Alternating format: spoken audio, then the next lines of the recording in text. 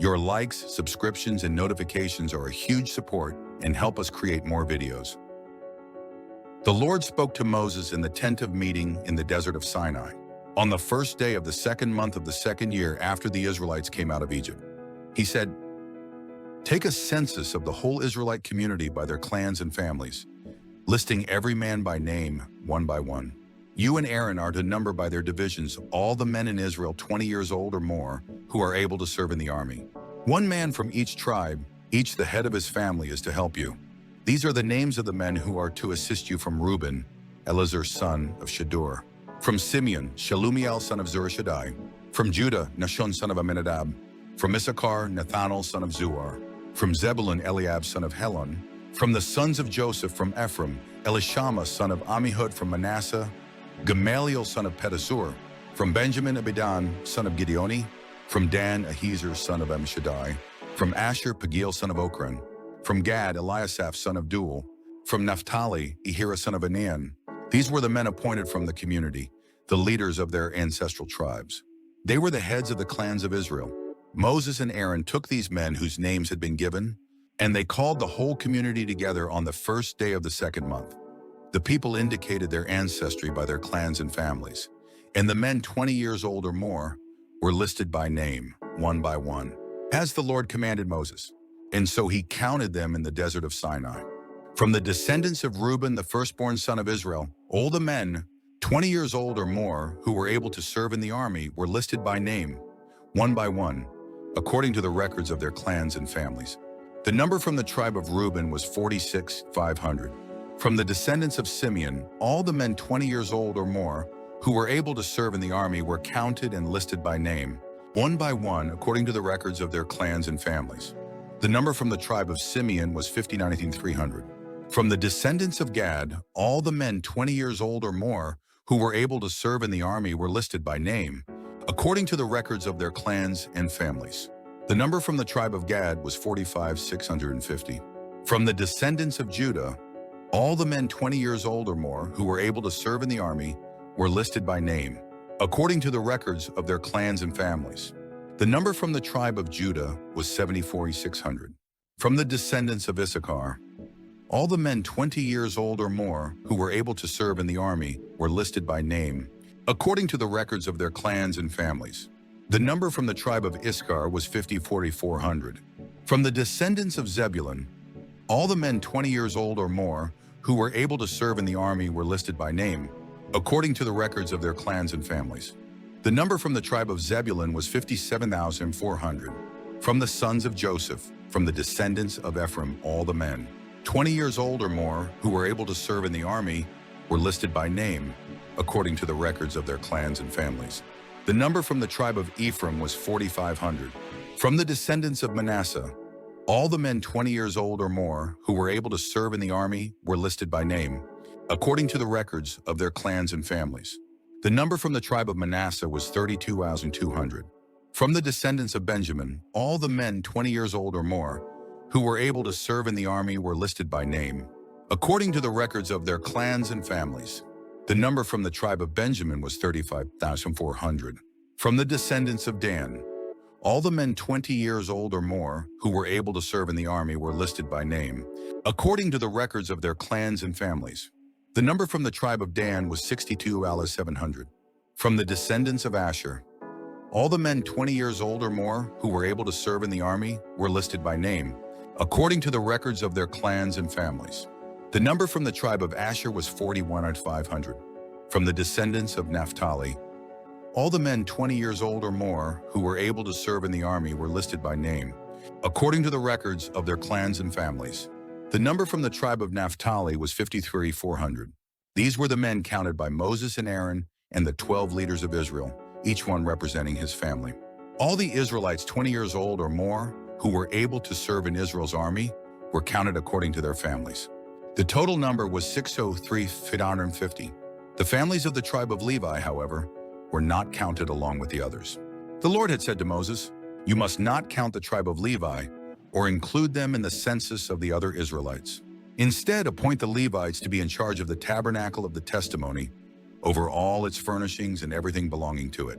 They are to carry the tabernacle and all its furnishings. They are to take care of it and encamp around it. Whenever the tabernacle is to move, the Levites are to take it down.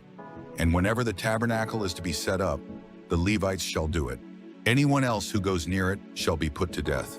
The Israelites are to set up their tents by divisions, each man in his own camp under his own standard.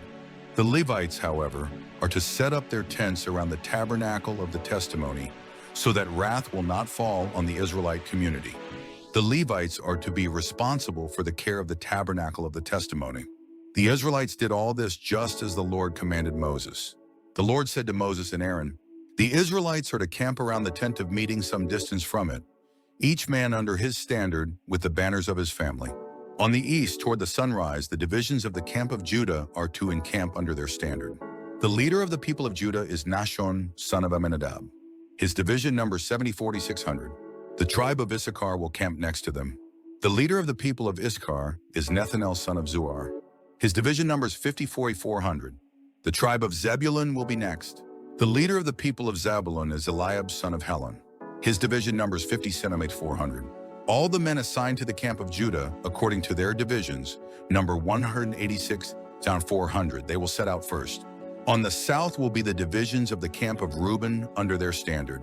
The leader of the people of Reuben is Elizur, son of Shadur. His division numbers 46,500. The tribe of Simeon will camp next to them. The leader of the people of Simeon is Shelumiel, son of Zurishaddai. His division numbers 59,300. The tribe of Gad will be next. The leader of the people of Gad is Elisaph, son of Duel. His division numbers 45,50. All the men assigned to the camp of Reuben, according to their divisions, number 151,450. They will set out second.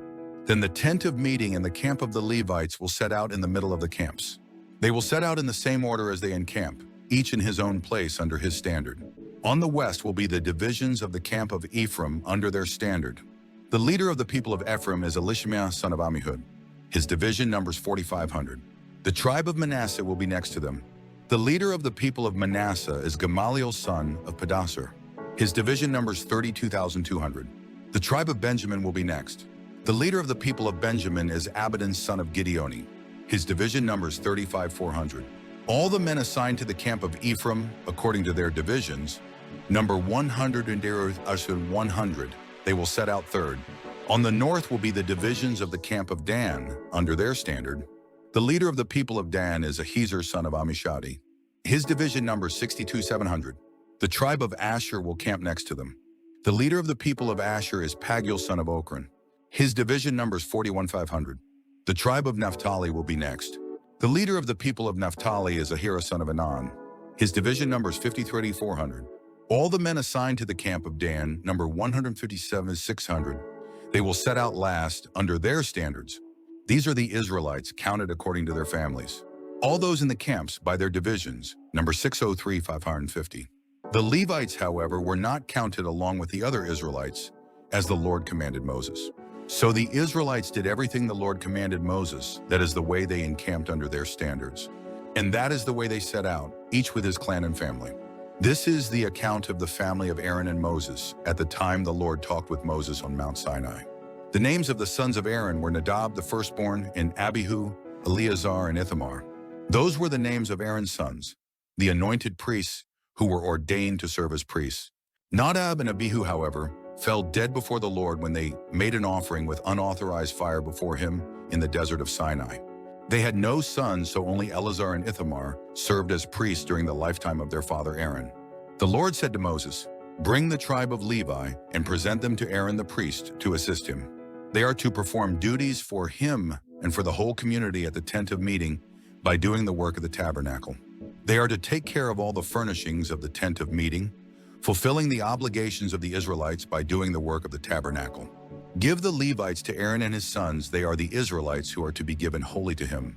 Appoint Aaron and his sons to serve as priests. Anyone else who approaches the sanctuary must be put to death."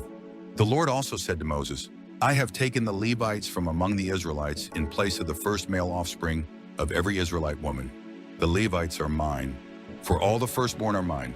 When I struck down all the firstborn in Egypt, I set apart for myself every firstborn in Israel, whether man or animal. They are to be mine. I am the Lord. The Lord said to Moses in the desert of Sinai, "Count the Levites by their families and clans. Count every male a month old or more." So Moses counted them, as he was commanded by the word of the Lord. These were the names of the sons of Levi: Gershon, Kohath, and Merari. These were the names of the Gershonite clans: Libni and Shimei. The Kohathite clans: Amram, Izhar, Hebron, and Uzziel. The Merarite clans: Mali and Mushi. These were the Levite clans according to their families. To Gershon belonged the clans of the Libnites and Shimeites. These were the Gershonite clans. The number of all the males a month old or more who were counted was 7,500. The Gershonite clans were to camp on the west behind the tabernacle. The leader of the families of the Gershonites was Eliasaph, son of Lael. At the tent of meeting, the Gershonites were responsible for the care of the tabernacle and tent, its coverings, the curtain at the entrance to the tent of meeting, the curtains of the courtyard, the curtain at the entrance to the courtyard, surrounding the tabernacle and altar, and the ropes and everything related to their use. To Kohath belonged the clans of the Amramites, Izharites, Hebronites, and Uzzielites. These were the Kohathite clans. The number of all the males a month old or more was 8,600. The Kohathites were responsible for the care of the sanctuary. The Kohathite clans were to camp on the south side of the tabernacle. The leader of the families of the Kohathite clans was Elizaphan, son of Uzziel. They were responsible for the care of the ark, the table, the lampstand, the altars, the articles of the sanctuary used in ministering, the curtain, and everything related to their use. The chief leader of the Levites was Eleazar, son of Aaron, the priest. He was appointed over those who were responsible for the care of the sanctuary. To Merari belonged the clans of the Malites and the Mushites. These were the Merarite clans. The number of all the males a month old or more who were counted was 6,200. The leader of the families of the Merarite clans was Zuriel, son of Abihail. They were to camp on the north side of the tabernacle. The Merarites were appointed to take care of the frames of the tabernacle, its crossbars, posts, bases, all its equipment, and everything related to their use, as well as the posts of the surrounding courtyard with their bases, tent pegs, and ropes.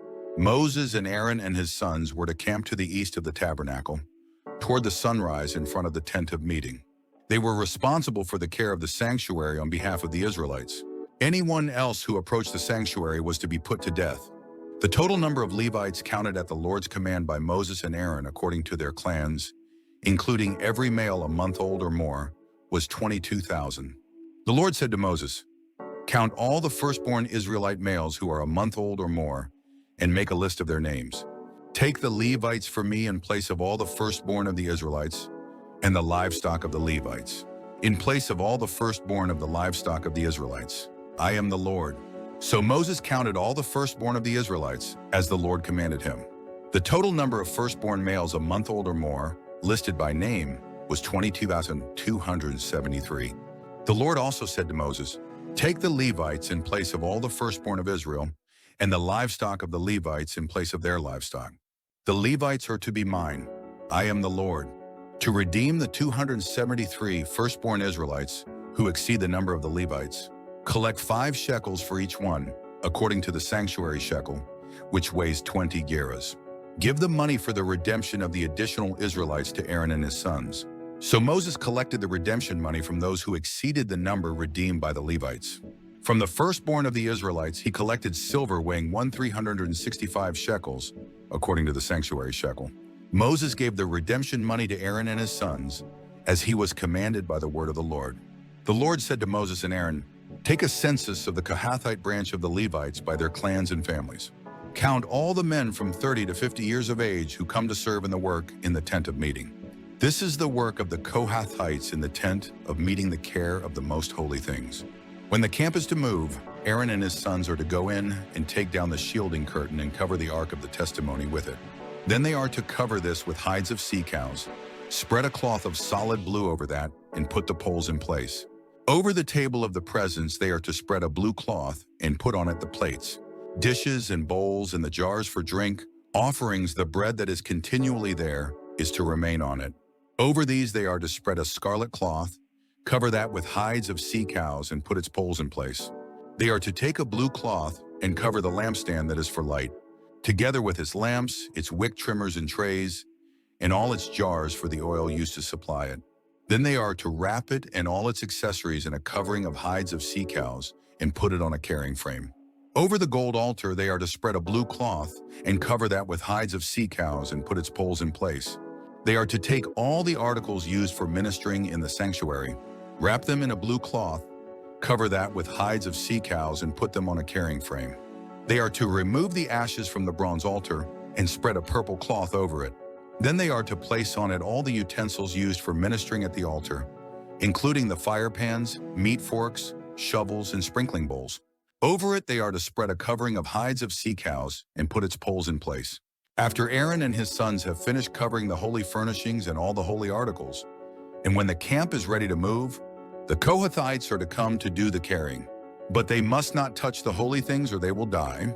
The Kohathites are to carry those things that are in the tent of meeting. Eleazar, son of Aaron the priest, is to have charge of the oil for the light, the fragrant incense, the regular grain offering, and the anointing oil. He is to be in charge of the entire tabernacle and everything in it, including its holy furnishings and articles.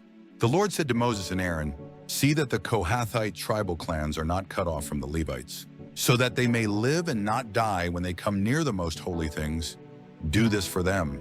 Aaron and his sons are to go into the sanctuary and assign to each man his work and what he is to carry.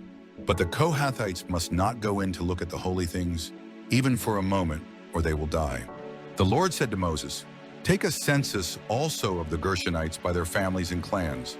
Count all the men from 30 to 50 years of age who come to serve in the work at the tent of meeting. This is the service of the Gershonite clans as they work and carry burdens.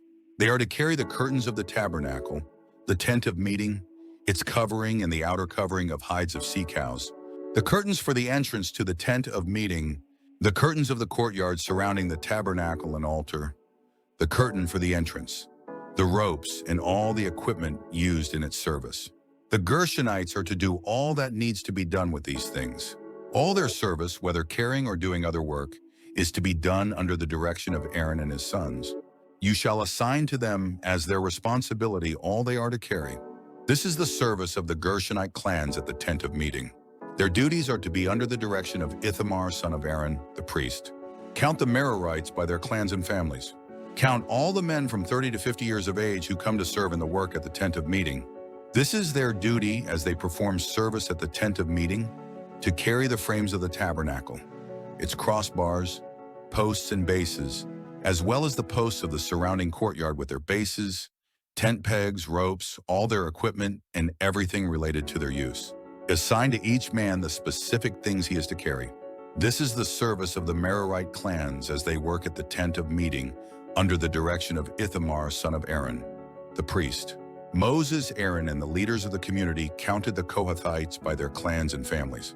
All the men from 30 to 50 years of age who came to serve in the work in the tent of meeting, counted by clans, were 2,750.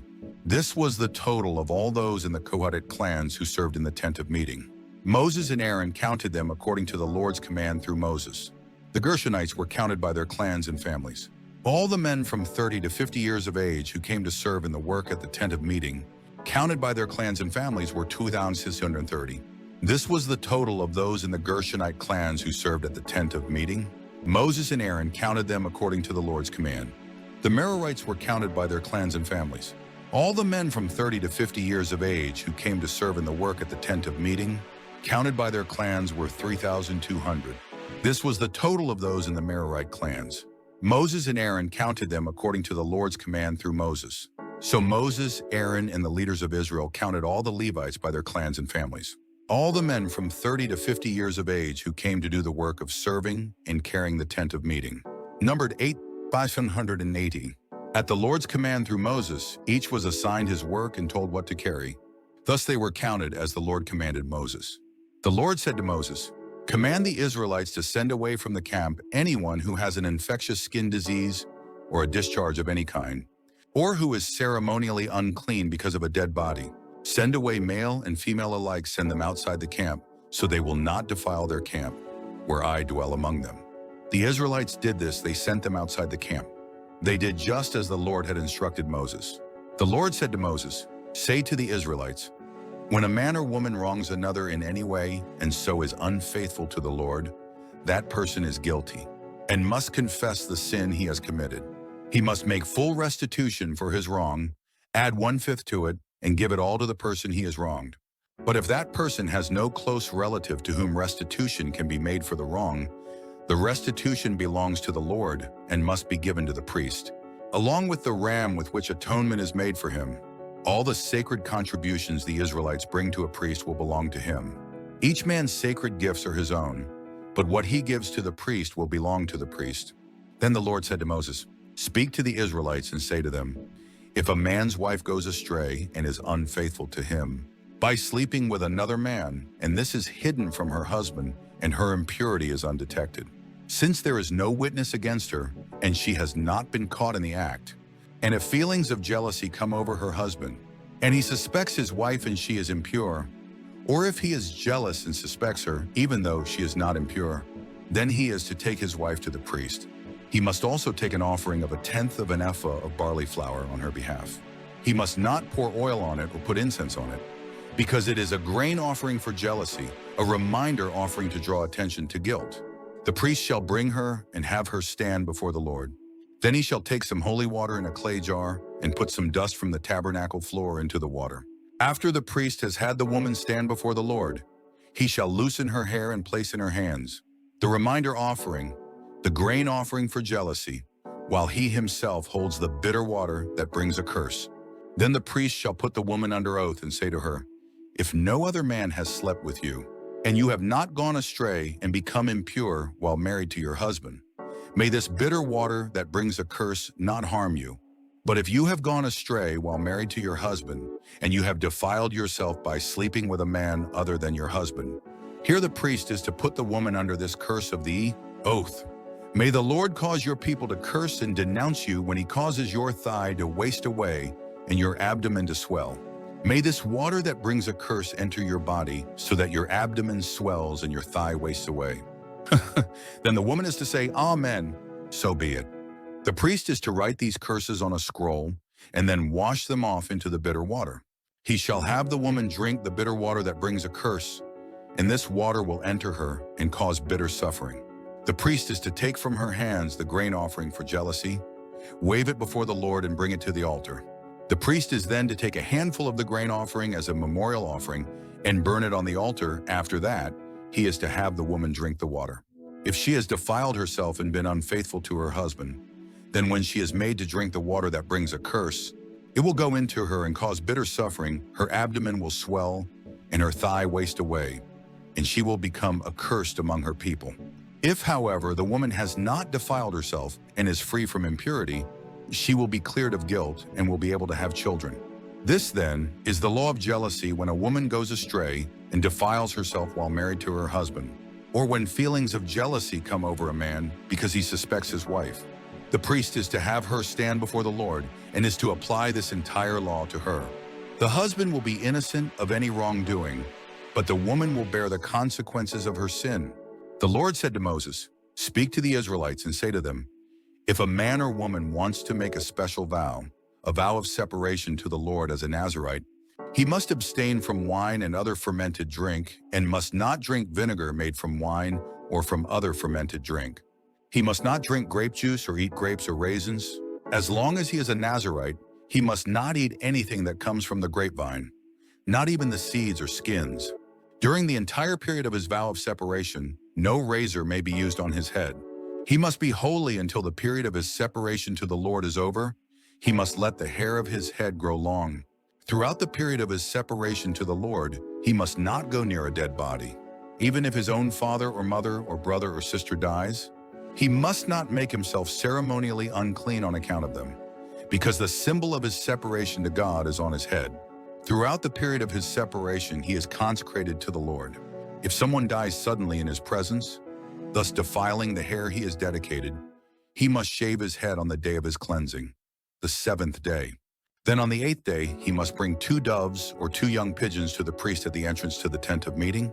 The priest is to offer one as a sin offering and the other as a burnt offering to make atonement for him because he sinned by being in the presence of the dead body. That same day, he is to consecrate his head. He must dedicate himself to the Lord for the period of his separation and must bring a year-old male lamb as a guilt offering. The previous days do not count because he became defiled during his separation. Now this is the law for the Nazirite when the period of his separation is over. He is to be brought to the entrance to the tent of meeting. There he is to present his offerings to the Lord, a year-old male lamb without defect for a burnt offering, a year-old ewe lamb without defect for a sin offering, a ram without defect for a fellowship offering, together with their grain offerings and drink offerings, and a basket of bread made without yeast, cakes made of fine flour, mixed with oil, and wafers spread with oil. The priest is to present them before the Lord and make the sin offering and the burnt offering. He is to present the basket of unleavened bread and is to sacrifice the ram as a fellowship offering to the Lord, together with its grain offering and drink offering. Then at the entrance to the tent of meeting, the Nazirite must shave off the hair that he dedicated. He is to take the hair and put it in the fire that is under the sacrifice of the fellowship offering. After the Nazirite has shaved off the hair of his dedication, the priest is to place in his hands a boiled shoulder of the ram and a cake and a wafer from the basket, both made without yeast. The priest shall then wave them before the Lord as a wave offering. They are holy and belong to the priest, together with the breast that was waved and the thigh that was presented. After that, the Nazirite may drink wine. This is the law of the Nazirite who vows his offering to the Lord in accordance with his separation, in addition to whatever else he can afford. He must fulfill the vow he has made according to the law of the Nazirite. The Lord said to Moses, "Tell Aaron and his sons, this is how you are to bless the Israelites. Say to them, the Lord bless you and keep you. The Lord make his face shine upon you and be gracious to you. The Lord turn his face toward you and give you peace. So they will put my name on the Israelites, and I will bless them." When Moses finished setting up the tabernacle, he anointed it and consecrated it and all its furnishings. He also anointed and consecrated the altar and all its utensils. Then the leaders of Israel, the heads of families who were the tribal leaders in charge of those who were counted, made offerings. They brought as their gifts before the Lord 6 covered carts and 12 oxen, an ox from each leader and a cart from every 2. These they presented before the tabernacle. The Lord said to Moses, "Accept these from them, that they may be used in the work at the tent of meeting. Give them to the Levites as each man's work requires." So Moses took the carts and oxen and gave them to the Levites. He gave 2 carts and 4 oxen to the Gershonites as their work required, and he gave 4 carts and 8 oxen to the Merarites as their work required.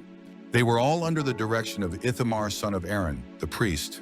But Moses did not give any to the Kohathites, because they were to carry on their shoulders the holy things for which they were responsible. When the altar was anointed, the leaders brought their offerings for its dedication and presented them before the altar. For the Lord had said to Moses, "Each day 1 leader is to bring his offering for the dedication of the altar." The one who brought his offering on the first day was Nahshon, son of Amminadab of the tribe of Judah. His offering was 1 silver plate weighing 130 shekels and 1 silver sprinkling bowl, weighing 70 shekels, both according to the sanctuary shekel, each filled with fine flour mixed with oil as a grain offering. 1 gold dish weighing 10 shekels, filled with incense. 1 young bull, 1 ram, and 1 male lamb, a year-old, for a burnt offering. 1 male goat for a sin offering. And 2 oxen, 5 rams, 5 male goats, and 5 male lambs a year-old, to be sacrificed as a fellowship offering. This was the offering of Nahshon, son of Amminadab. On the second day, Nethanel, son of Zuar, the leader of Issachar, brought his offering. The offering he brought was 1 silver plate weighing 130 shekels, and 1 silver sprinkling bowl weighing 70 shekels, both according to the sanctuary shekel, each filled with fine flour mixed with oil as a grain offering. 1 gold dish weighing 10 shekels filled with incense. 1 young bull, 1 ram, and 1 male lamb a year old for a burnt offering. 1 male goat for a sin offering. And 2 oxen, 5 rams, 5 male goats, and 5 male lambs a year old, to be sacrificed as a fellowship offering. This was the offering of Nethanel, son of Zuar. On the third day, Eliab, son of Helon, the leader of the people of Zebulun, brought his offering. His offering was 1 silver plate weighing 130 shekels and 1 silver sprinkling bowl, weighing 70 shekels, both according to the sanctuary shekel, each filled with fine flour mixed with oil as a grain offering.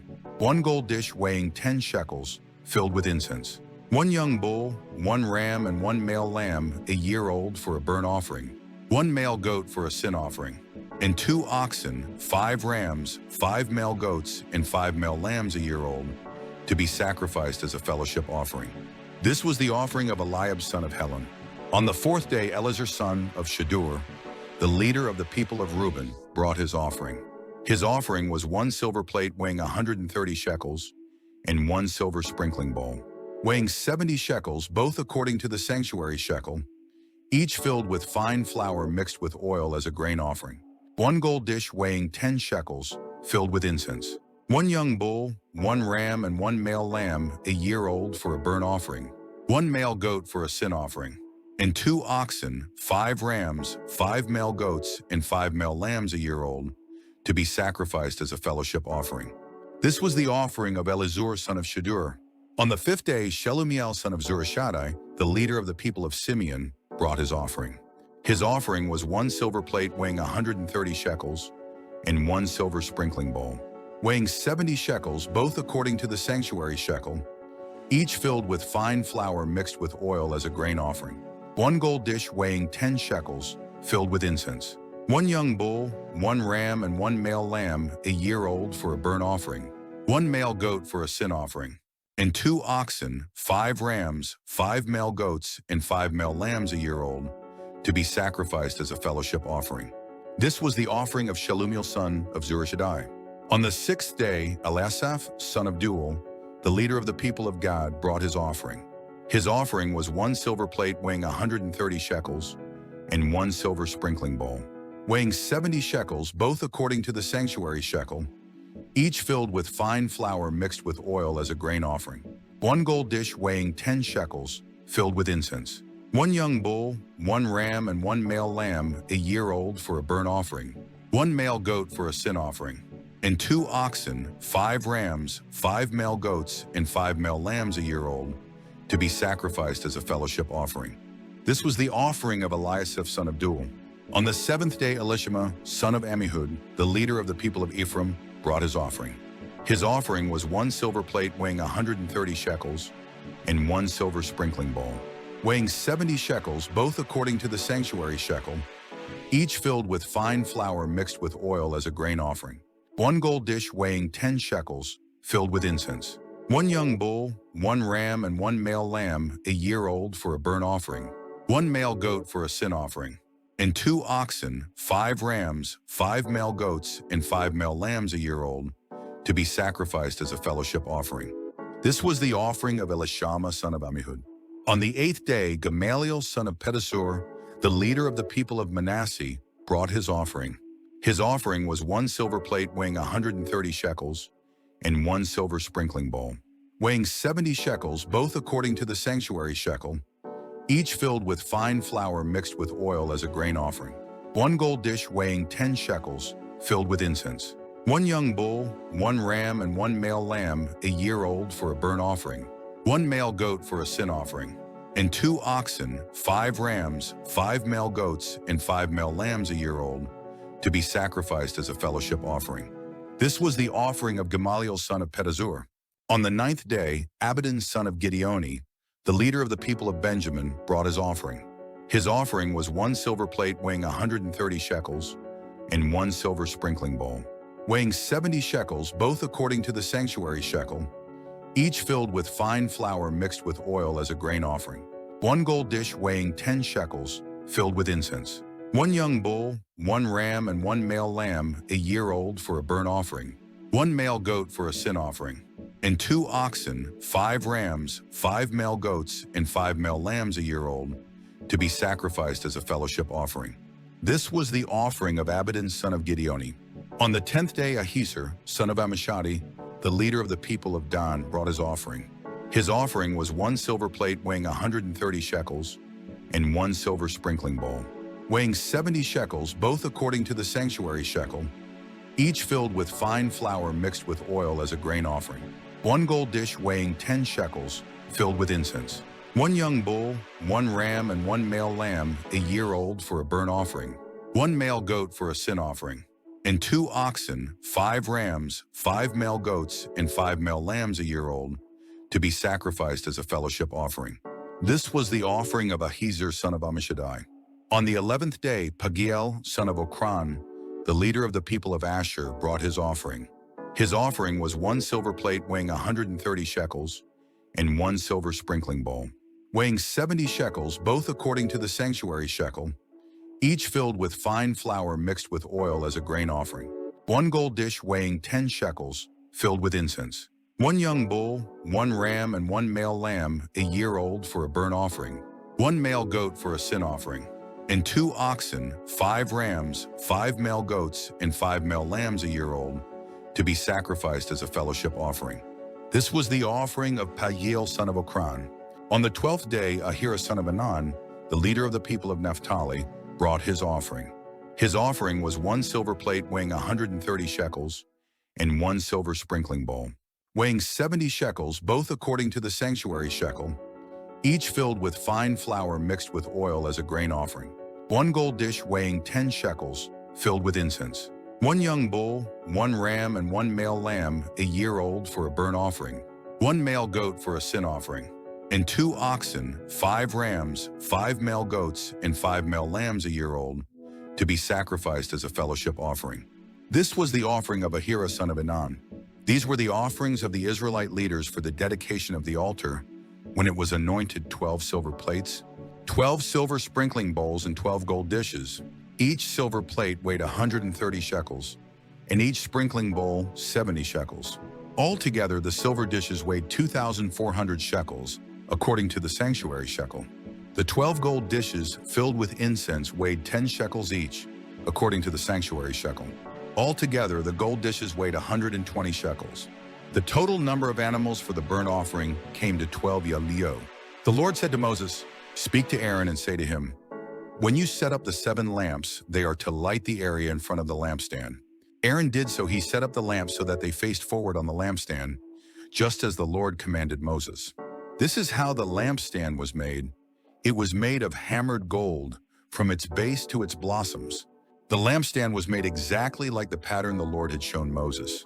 The Lord said to Moses, "Take the Levites from among the other Israelites and make them ceremonially clean. To purify them, do this: sprinkle the water of cleansing on them, then have them shave their whole bodies and wash their clothes, and so purify themselves. Have them take a young bull with its grain offering of fine flour mixed with oil. Then you are to take a second young bull for a sin offering. Bring the Levites to the front of the tent of meeting and assemble the whole Israelite community.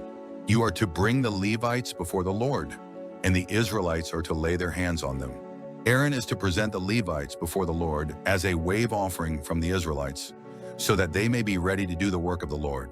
After the Levites lay their hands on the heads of the bulls, use the one for a sin offering to the Lord and the other for a burnt offering to make atonement for the Levites. Have the Levites stand in front of Aaron and his sons, and then present them as a wave offering to the Lord. In this way you are to set the Levites apart from the other Israelites, and the Levites will be mine. After you have purified the Levites and presented them as a wave offering, they are to come to do their work at the tent of meeting. They are the Israelites who are to be given wholly to me. I have taken them as my own in place of the firstborn, the first male offspring from every Israelite woman.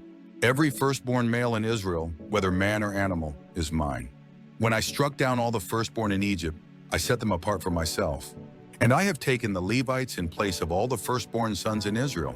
Of all the Israelites, I have given the Levites as gifts to Aaron and his sons to do the work at the tent of meeting on behalf of the Israelites, and to make atonement for them so that no plague will strike the Israelites when they go near the sanctuary. Moses, Aaron, and the whole Israelite community did with the Levites just as the Lord commanded Moses. The Levites purified themselves and washed their clothes. Then Aaron presented them as a wave offering before the Lord and made atonement for them to purify them. After that, the Levites came to do their work at the tent of meeting under the supervision of Aaron and his sons. They did with the Levites just as the Lord commanded Moses. The Lord said to Moses, "This applies to the Levites: men 25 years old or more shall come to take part in the work at the tent of meeting, but at the age of 50, they must retire from their regular service and work no longer. They may assist their brothers in performing their duties at the tent of meeting, but they themselves must not do the work. This, then, is how you are to assign the responsibilities of the Levites." The Lord spoke to Moses in the desert of Sinai in the first month of the second year after they came out of Egypt. He said, "Have the Israelites celebrate the Passover at the appointed time. Celebrate it at the appointed time at twilight on the 14th day of this month, in accordance with all its rules and regulations. So Moses told the Israelites to celebrate the Passover, and they did so in the desert of Sinai at twilight on the 14th day of the first month. The Israelites did everything just as the Lord commanded Moses. But some of them could not celebrate the Passover on that day because they were ceremonially unclean on account of a dead body. So they came to Moses and Aaron that same day and said to Moses, "We have become unclean because of a dead body, but why should we be kept from presenting the Lord's offering with the other Israelites at the appointed time?" Moses answered them, "Wait until I find out what the Lord commands concerning you." Then the Lord said to Moses, "Tell the Israelites, when any of you or your descendants are unclean because of a dead body, or are away on a journey, they may still celebrate the Lord's Passover. They are to celebrate it on the 14th day of the second month at twilight. They are to eat the lamb together with unleavened bread and bitter herbs. They must not leave any of it till morning or break any of its bones. When they celebrate the Passover, they must follow all the regulations. But if a man who is ceremonially clean and not on a journey fails to celebrate the Passover, that person must be cut off from his people, because he did not present the Lord's offering at the appointed time. That man will bear the consequences of his sin. An alien living among you who wants to celebrate the Lord's Passover must do so in accordance with its rules and regulations. You must have the same regulations for the alien and the native-born. On the day the tabernacle, the tent of the testimony, was set up, the cloud covered it. From evening till morning, the cloud above the tabernacle looked like fire. That is how it continued to be. The cloud covered it, and at night it looked like fire. Whenever the cloud lifted from above the tent, the Israelites set out. Wherever the cloud settled, the Israelites encamped. At the Lord's command, the Israelites set out, and at his command they encamped. As long as the cloud stayed over the tabernacle, they remained in camp. When the cloud remained over the tabernacle a long time, the Israelites obeyed the Lord's order and did not set out. Sometimes the cloud was over the tabernacle only a few days. At the Lord's command they would encamp, and then at his command they would set out. Sometimes the cloud stayed only from evening till morning, and when it lifted in the morning they set out. Whether by day or by night, whenever the cloud lifted, they set out. Whether the cloud stayed over the tabernacle for 2 days or a month or a year, the Israelites would remain in camp and not set out, but when it lifted, they would set out. At the Lord's command they encamped, and at the Lord's command they set out. They obeyed the Lord's order in accordance with his command through Moses. The Lord said to Moses, "Make 2 trumpets of hammered silver and use them for calling the community together and for having the camp set out. When both are sounded, the whole community is to assemble before you at the entrance to the tent of meeting. If only one is sounded, the leaders, the heads of the clans of Israel, are to assemble before you. When a trumpet blast is sounded, the tribes camping on the east are to set out. At the sounding of a second blast, the camps on the south are to set out. The blast will be the signal for setting out. To gather the assembly, blow the trumpets, but not with the same signal. The sons of Aaron, the priests, are to blow the trumpets. This is to be a lasting ordinance for you and the generations to come. When you go into battle in your own land against an enemy who is oppressing you, sound a blast on the trumpets. Then you will be remembered by the Lord your God and rescued from your enemies. Also at your times of rejoicing, your appointed feasts and new moon, festivals, you are to sound the trumpets over your burnt offerings and fellowship offerings, and they will be a memorial for you before your God. I am the Lord your God. On the 20th day of the second month of the second year, the cloud lifted from above the tabernacle of the testimony. Then the Israelites set out from the desert of Sinai and traveled from place to place until the cloud came to rest in the desert of Paran. They set out this first time at the Lord's command through Moses. The divisions of the camp of Judah went first under their standard. Nahshon son of Amminadab was in command. Nethanel son of Zuar was over the division of the tribe of Issachar, and Eliab son of Helon was over the division of the tribe of Zebulun. Then the tabernacle was taken down, and the Gershonites and Merarites who carried it set out. The divisions of the camp of Reuben went next under their standard. Elazar son of Shadur was in command. Shelumiel son of Zurishaddai was over the division of the tribe of Simeon, and Elisaph son of Duel was over the division of the tribe of Gad. Then the Kehathites set out carrying the holy things. The tabernacle was to be set up before they arrived. The divisions of the camp of Ephraim went next, under their standard. Elishama son of Ammihud was in command. Gamaliel son of Pedasur was over the division of the tribe of Manasseh, and Abidan son of Gideoni was over the division of the tribe of Benjamin. Finally, as the rear guard for all the units, the divisions of the camp of Dan set out under their standard. Ahiezer son of Ammishaddai was in command. Pagiel son of Okran was over the division of the tribe of Asher, and Ahira son of Anan was over the division of the tribe of Naphtali. This was the order of march for the Israelite divisions as they set out. Now Moses said to Hobab son of Ruel the Midianite, Moses' father-in-law, "We are setting out for the place about which the Lord said, 'I will give it to you.' Come with us and we will treat you well, for the Lord has promised good things to Israel." He answered one, "No, I will not go. I'm going back to my own land and my own people." But Moses said, "Please do not leave us. You know where we should camp in the desert, and you can be our eyes. If you come with us, we will share with you whatever good things the Lord gives us." So they set out from the mountain of the Lord and traveled for 3 days. The ark of the covenant of the Lord went before them during those 3 days to find them a place to rest. The cloud of the Lord was over them by day when they set out from the camp. Whenever the ark set out, Moses said, "Rise up, O Lord. May your enemies be scattered. May your foes flee before you." Whenever it came to rest, he said, "Return, O Lord, to the countless thousands of Israel." Now the people complained about their hardships in the hearing of the Lord, and when he heard them, his anger was aroused. Then fire from the Lord burned among them and consumed some of the outskirts of the camp. When the people cried out to Moses, he prayed to the Lord and the fire died down. So that place was called Taberah, because fire from the Lord had burned among them. The rabble with them began to crave other food, and again the Israelites started wailing and said, "If only we had meat to eat. We remember the fish we ate in Egypt at no cost, also the cucumbers, melons, leeks, onions, and garlic. But now we have lost our appetite. We never see anything but this manna." The manna was like coriander seed and looked like resin. The people went around gathering it and then ground it in a hand mill or crushed it in a mortar. They cooked it in a pot or made it into cakes, and it tasted like something made with olive oil. When the dew settled on the camp at night, the manna also came down. Moses heard the people of every family wailing, each at the entrance to his tent. The Lord became exceedingly angry, and Moses was troubled. He asked the Lord, "Why have you brought this trouble on your servant? What have I done to displease you that you put the burden of all these people on me? Did I conceive all these people? Did I give them birth? Why do you tell me to carry them in my arms, as a nurse carries an infant, to the land you promised on oath to their forefathers? Where can I get meat for all these people? They keep wailing to me, 'Give us meat to eat.'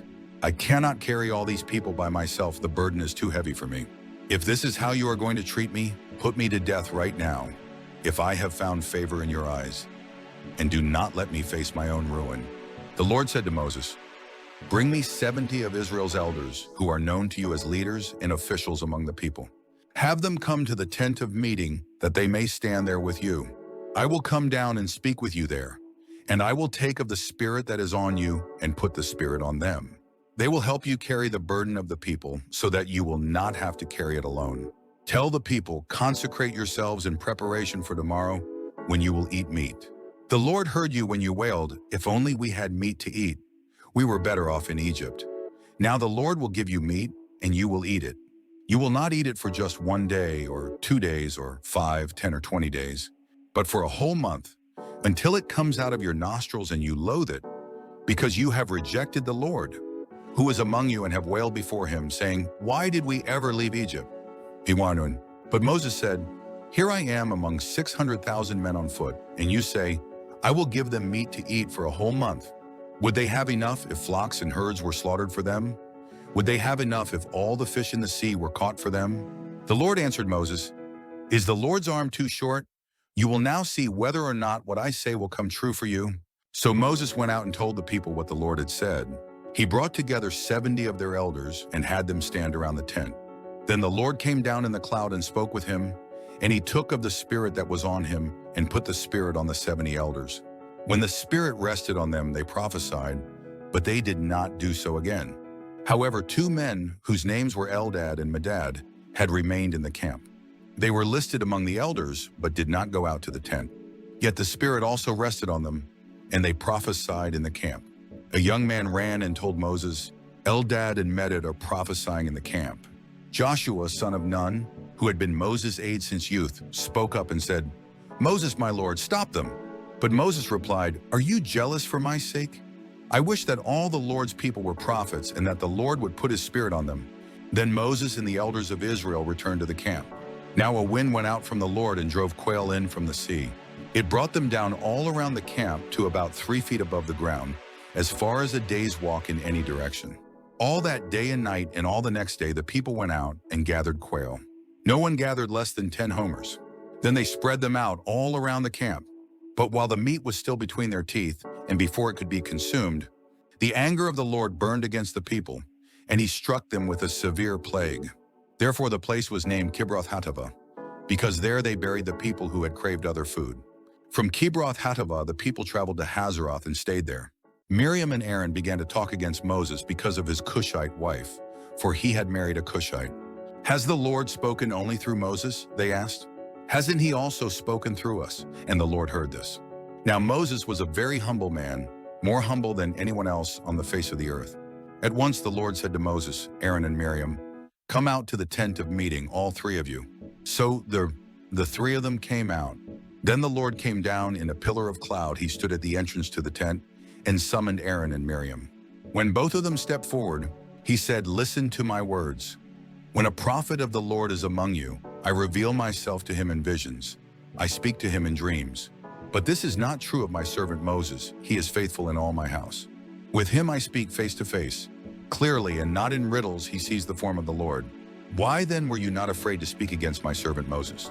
The anger of the Lord burned against them, and he left them. When the cloud lifted from above the tent, there stood Miriam, leprous, like snow. Aaron turned toward her and saw that she had leprosy. And he said to Moses, "Please, my Lord, do not hold against us the sin we have so foolishly committed.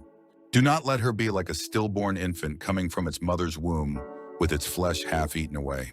So Moses cried out to the Lord, "O God, please heal her." The Lord replied to Moses, "If her father had spit in her face, would she not have been in disgrace for 7 days? Confine her outside the camp for 7 days. After that, she can be brought back." So Miriam was confined outside the camp for 7 days, and the people did not move on till she was brought back. After that, the people left Hazeroth and encamped in the desert of Paran. The Lord said to Moses, "Send some men to explore the land of Canaan, which I am giving to the Israelites. From each ancestral tribe send one of its leaders." So, at the Lord's command, Moses sent them out from the desert of Paran. All of them were leaders of the Israelites.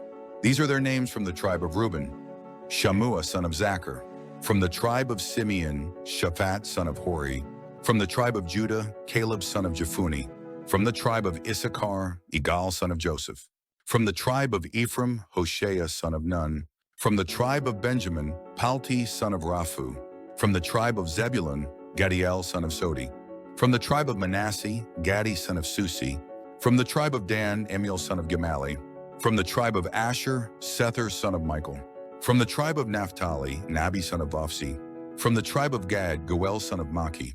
These are the names of the men Moses sent to explore the land. Moses gave Hoshea son of Nun the name Joshua. When Moses sent them to explore Canaan, he said, "Go up through the Negev and on into the hill country. See what the land is like, and whether the people who live there are strong or weak, few or many. What kind of land do they live in? Is it good or bad? What kind of towns do they live in? Are they unwalled or fortified? How is the soil? Is it fertile or poor? Are there trees on it or not? Do your best to bring back some of the fruit of the land." It was the season for the first ripe grapes. So they went up and explored the land from the desert of Zin as far as Rehob, toward Lebo-Hamath. They went up through the Negev and came to Hebron, where Ahiman, Sheshai, and Talmai, the descendants of Anak, lived. Hebron had been built 7 years before Zoan in Egypt. When they reached the valley of Eshcol, they cut off a branch bearing a single cluster of grapes. 2 of them carried it on a pole between them, along with some pomegranates and figs. That place was called the Valley of Eshcol because of the cluster of grapes the Israelites cut off there. At the end of 40 days, they returned from exploring the land. They came back to Moses and Aaron and the whole Israelite community at Kadesh in the desert of Paran. There they reported to them and to the whole assembly and showed them the fruit of the land. They gave Moses this account. "We went into the land to which you sent us, and it does flow with milk and honey. Here is its fruit. But the people who live there are powerful, and the cities are fortified and very large. We even saw descendants of Anak there. The Amalekites live in the Negev. The Hittites, Jebusites, and Amorites live in the hill country, and the Canaanites lived near the sea and along the Jordan. Then Caleb silenced the people before Moses and said, "We should go up and take possession of the land, for we can certainly do it." But the men who had gone up with him said, "We can't attack those people, they are stronger than we are." And they spread among the Israelites a bad report about the land they had explored. They said, "The land we explored devours those living in it. All the people we saw there are of great size. We saw the Nephilim there, the descendants of Anak come from the Nephilim. We seemed like grasshoppers in our own eyes, and we looked the same to them." That night all the people of the community raised their voices and wept aloud. All the Israelites grumbled against Moses and Aaron, and the whole assembly said to them, "If only we had died in Egypt, or in this desert. Why is the Lord bringing us to this land only to let us fall by the sword? Our wives and children will be taken as plunder. Wouldn't it be better for us to go back to Egypt?" And they said to each other, "We should choose a leader and go back to Egypt." Then Moses and Aaron fell face down in front of the whole Israelite assembly gathered there. Joshua son of Nun and Caleb son of Jephunneh, who were among those who had explored the land, tore their clothes and said to the entire Israelite assembly, "The land we passed through and explored is exceedingly good. If the Lord is pleased with us, he will lead us into that land, a land flowing with milk and honey, and will give it to us. Only do not rebel against the Lord, and do not be afraid of the people of the land, because we will swallow them up. Their protection is gone, but the Lord is with us. Do not be afraid of them." But the whole assembly talked about stoning them. Then the glory of the Lord appeared at the tent of meeting to all the Israelites. The Lord said to Moses, "How long will these people treat me with contempt? How long will they refuse to believe in me? In spite of all the miraculous signs I have performed among them, I will strike them down with a plague and destroy them. But I will make you into a nation greater and stronger than they." Moses said to the Lord, "Then the Egyptians will hear about it. By your power you brought these people up from among them, and they will tell the inhabitants of this land about it. They have already heard that you, O Lord, are with these people, and that you, O Lord, have been seen face to face, that your cloud stays over them, and that you go before them, in a pillar of cloud by day and a pillar of fire by night. If you put these people to death all at one time, the nations who have heard this report about you will say, 'The Lord was not able to bring these people into the land he promised them on oath, so he slaughtered them in the desert.' Now may the Lord's strength be displayed, just as you have declared. The Lord is slow to anger, abounding in love and forgiving sin and rebellion. Yet he does not leave the guilty unpunished. He punishes the children for the sin of the fathers to the third and fourth generation. In accordance with your great love, forgive the sin of these people, just as you have pardoned them from the time they left Egypt until now." The Lord replied, "I have forgiven them, as you asked. Nevertheless, as surely as I live, and as surely as the glory of the Lord fills the whole earth, not one of the men who saw my glory and the miraculous signs I performed in Egypt and in the desert, but who disobeyed me and tested me 10 times, not one of them will ever see the land I promised on oath to their forefathers. No one who has treated me with contempt will ever see it. But because my servant Caleb has a different spirit and follows me wholeheartedly, I will bring him into the land he went to, and his descendants will inherit it. Since the Amalekites and Canaanites are living in the valleys, turn back tomorrow and set out toward the desert, along the route to the Red Sea." The Lord said to Moses and Aaron, "How long will this wicked community grumble against me? I have heard the complaints of these grumbling Israelites. So tell them, 'As surely as I live, declares the Lord, I will do to you the very things I heard you say. In this desert your bodies will fall, every one of you 20 years old or more, who was counted in the census and who has grumbled against me. Not one of you will enter the land I swore with uplifted hand to make your home, except Caleb son of Jephunneh and Joshua son of Nun. As for your children that you said would be taken as plunder, I will bring them in to enjoy the land you have rejected. But your bodies will fall in this desert. Your children will be shepherds here for 40 years, suffering for your unfaithfulness, until the last of your bodies lies in the desert. For 40 years, 1 year for each of the 40 days you explored the land. You will suffer for your sins and know what it is like to have me against you. I, the Lord, have spoken, and I will surely do these things to this whole wicked community, which has banded together against me. They will meet their end in this desert, here they will die." So the men Moses had sent to explore the land, who returned and made the whole community grumble against him by spreading a bad report about it. These men responsible for spreading the bad report about the land were struck down and died of a plague before the Lord. Of the men who went to explore the land, only Joshua son of Nun and Caleb son of Jephunneh survived. When Moses reported this to all the Israelites, they mourned bitterly. Early the next morning they went up toward the high hill country. "We have sinned," they said. "We will go up to the place the Lord promised." But Moses said, "Why are you disobeying the Lord's command? This will not succeed. Do not go up because the Lord is not with you. You will be defeated by your enemies, for the Amalekites and Canaanites will face you there.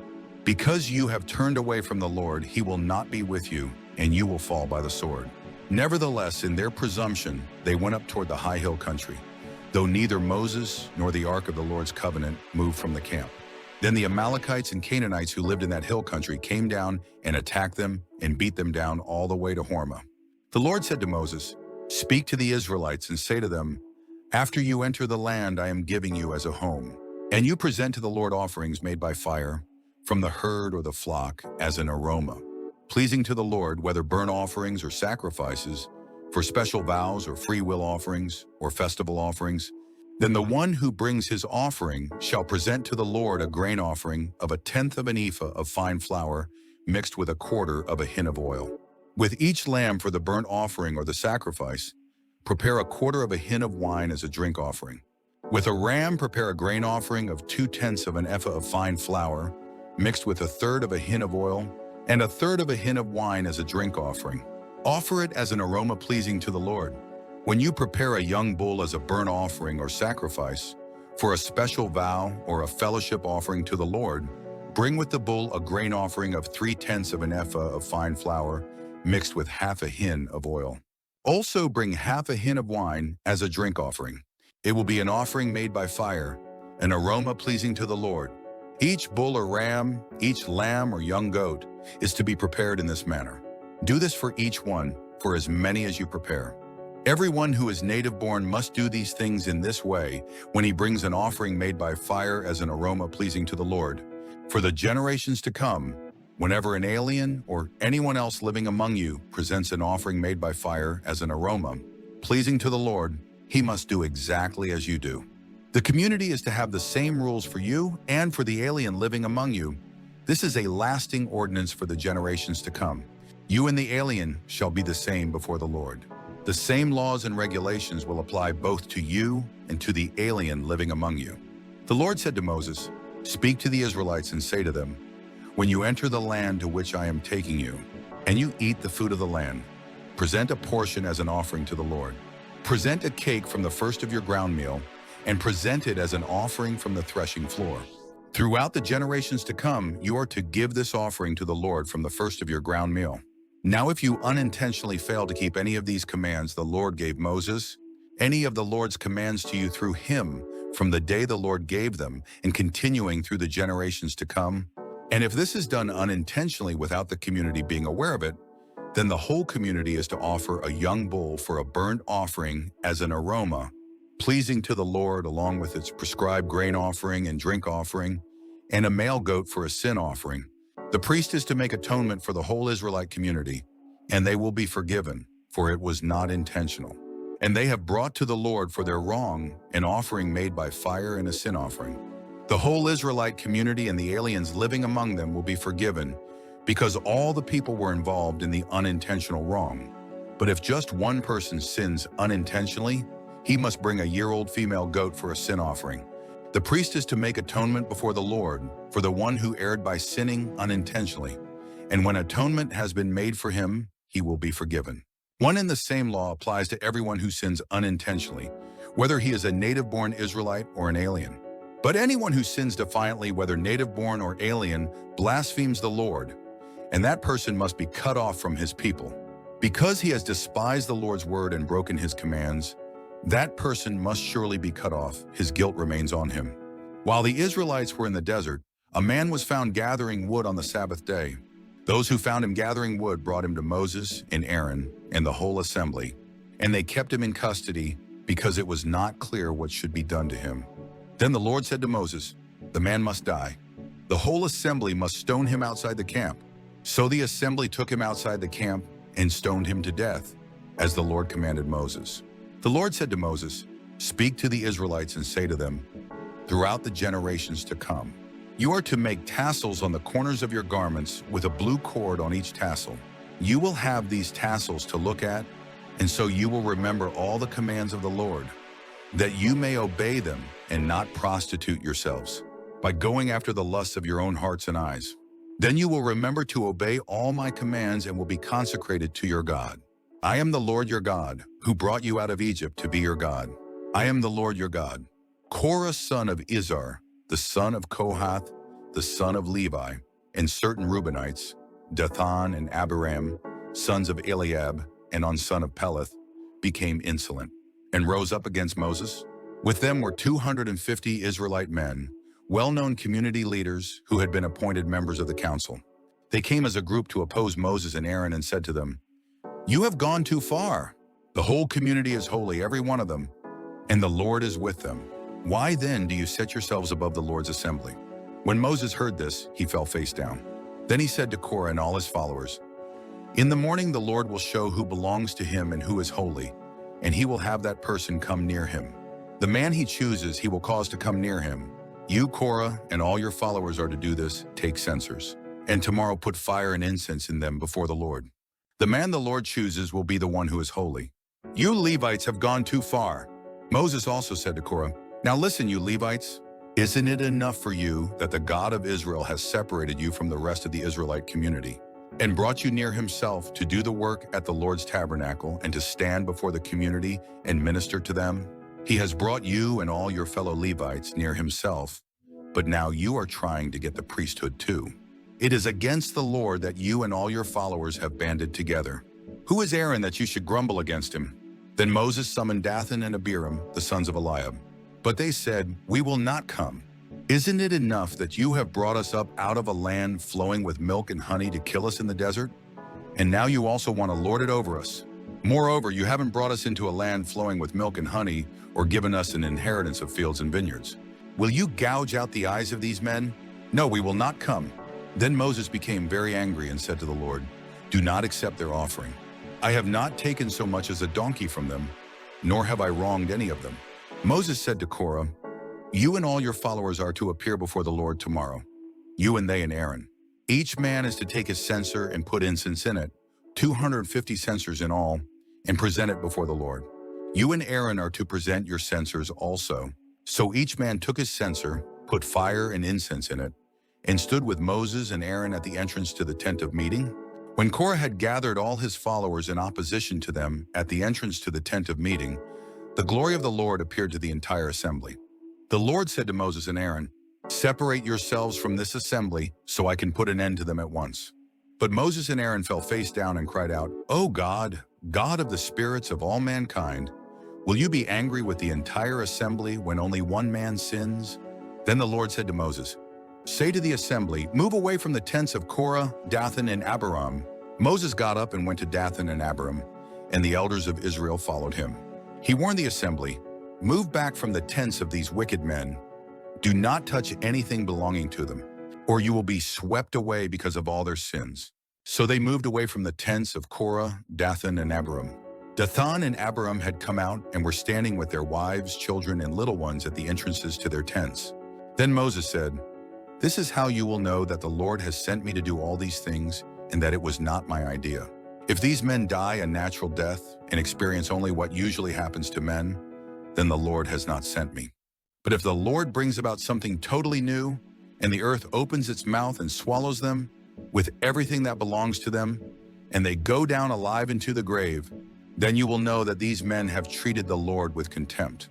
As soon as he finished saying all this, the ground under them split apart, and the earth opened its mouth and swallowed them, with their households and all Korah's men and all their possessions. They went down alive into the grave. With everything they owned, the earth closed over them, and they perished and were gone from the community. At their cries, all the Israelites around them fled, shouting, "The earth is going to swallow us too." And fire came out from the Lord and consumed the 250 men who were offering the incense. The Lord said to Moses, "Tell Eleazar, son of Aaron, the priest, to take the censers out of the smoldering remains and scatter the coals some distance away, for the censers are holy, the censers of the men who sinned at the cost of their lives. Hammer the censers into sheets to overlay the altar, for they were presented before the Lord and have become holy. Let them be a sign to the Israelites." So Eleazar the priest collected the bronze censers brought by those who had been burned up, and he had them hammered out to overlay the altar, as the Lord directed him through Moses. This was to remind the Israelites that no one, except a descendant of Aaron, should come to burn incense before the Lord, or he would become like Korah and his followers. The next day, the whole Israelite community grumbled against Moses and Aaron. "You have killed the Lord's people," they said.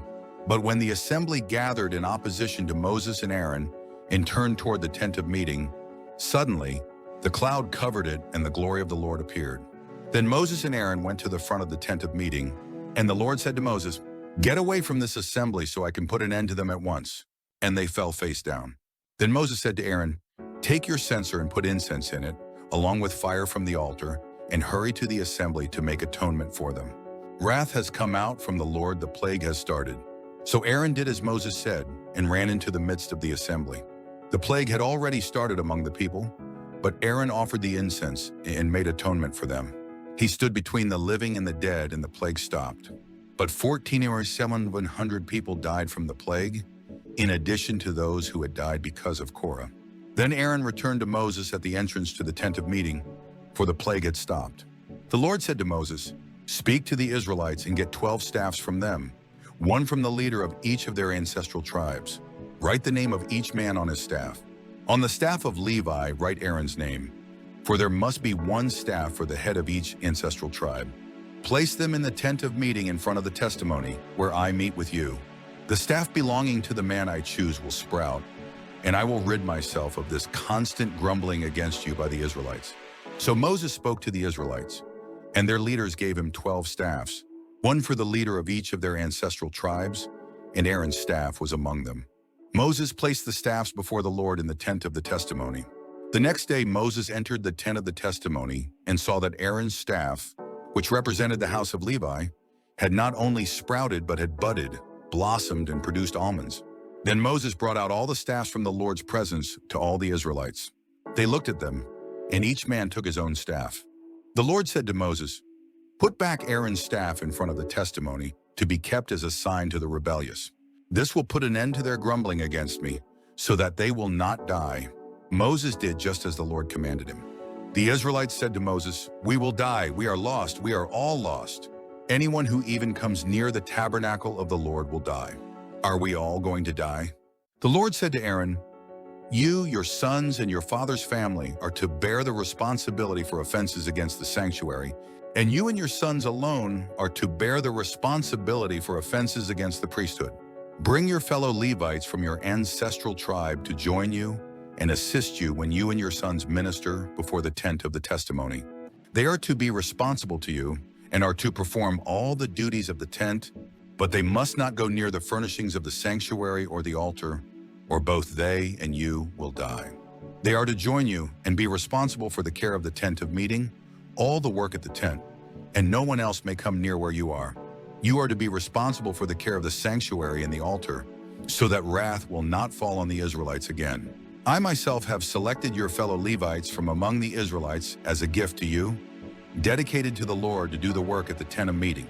But only you and your sons may serve as priests in connection with everything at the altar and inside the curtain. I am giving you the service of the priesthood as a gift. Anyone else who comes near the sanctuary must be put to death." Then the Lord said to Aaron, "I myself have put you in charge of the offerings presented to me. All the holy offerings the Israelites give me, I give to you and your sons as your portion and regular share. You are to have the part of the most holy offerings that is kept from the fire. From all the gifts they bring me as most holy offerings, whether grain or sin or guilt offerings, that part belongs to you and your sons. Eat it as something most holy, every male shall eat it. You must regard it as holy. This also is yours, whatever is set aside from the gifts of all the wave offerings of the Israelites. I give this to you and your sons and daughters as your regular share. Everyone in your household who is ceremonially clean may eat it. I give you all the finest olive oil and all the finest new wine and grain they give the Lord as the first fruits of their harvest. All the land's first fruits that they bring to the Lord will be yours. Everyone in your household who is ceremonially clean may eat it. Everything in Israel that is devoted to the Lord is yours. The first offspring of every womb, both man and animal, that is offered to the Lord is yours. But you must redeem every firstborn son and every firstborn male of unclean animals. When they are a month old, you must redeem them at the redemption price set at 5 shekels of silver, according to the sanctuary shekel, which weighs 20 gerahs.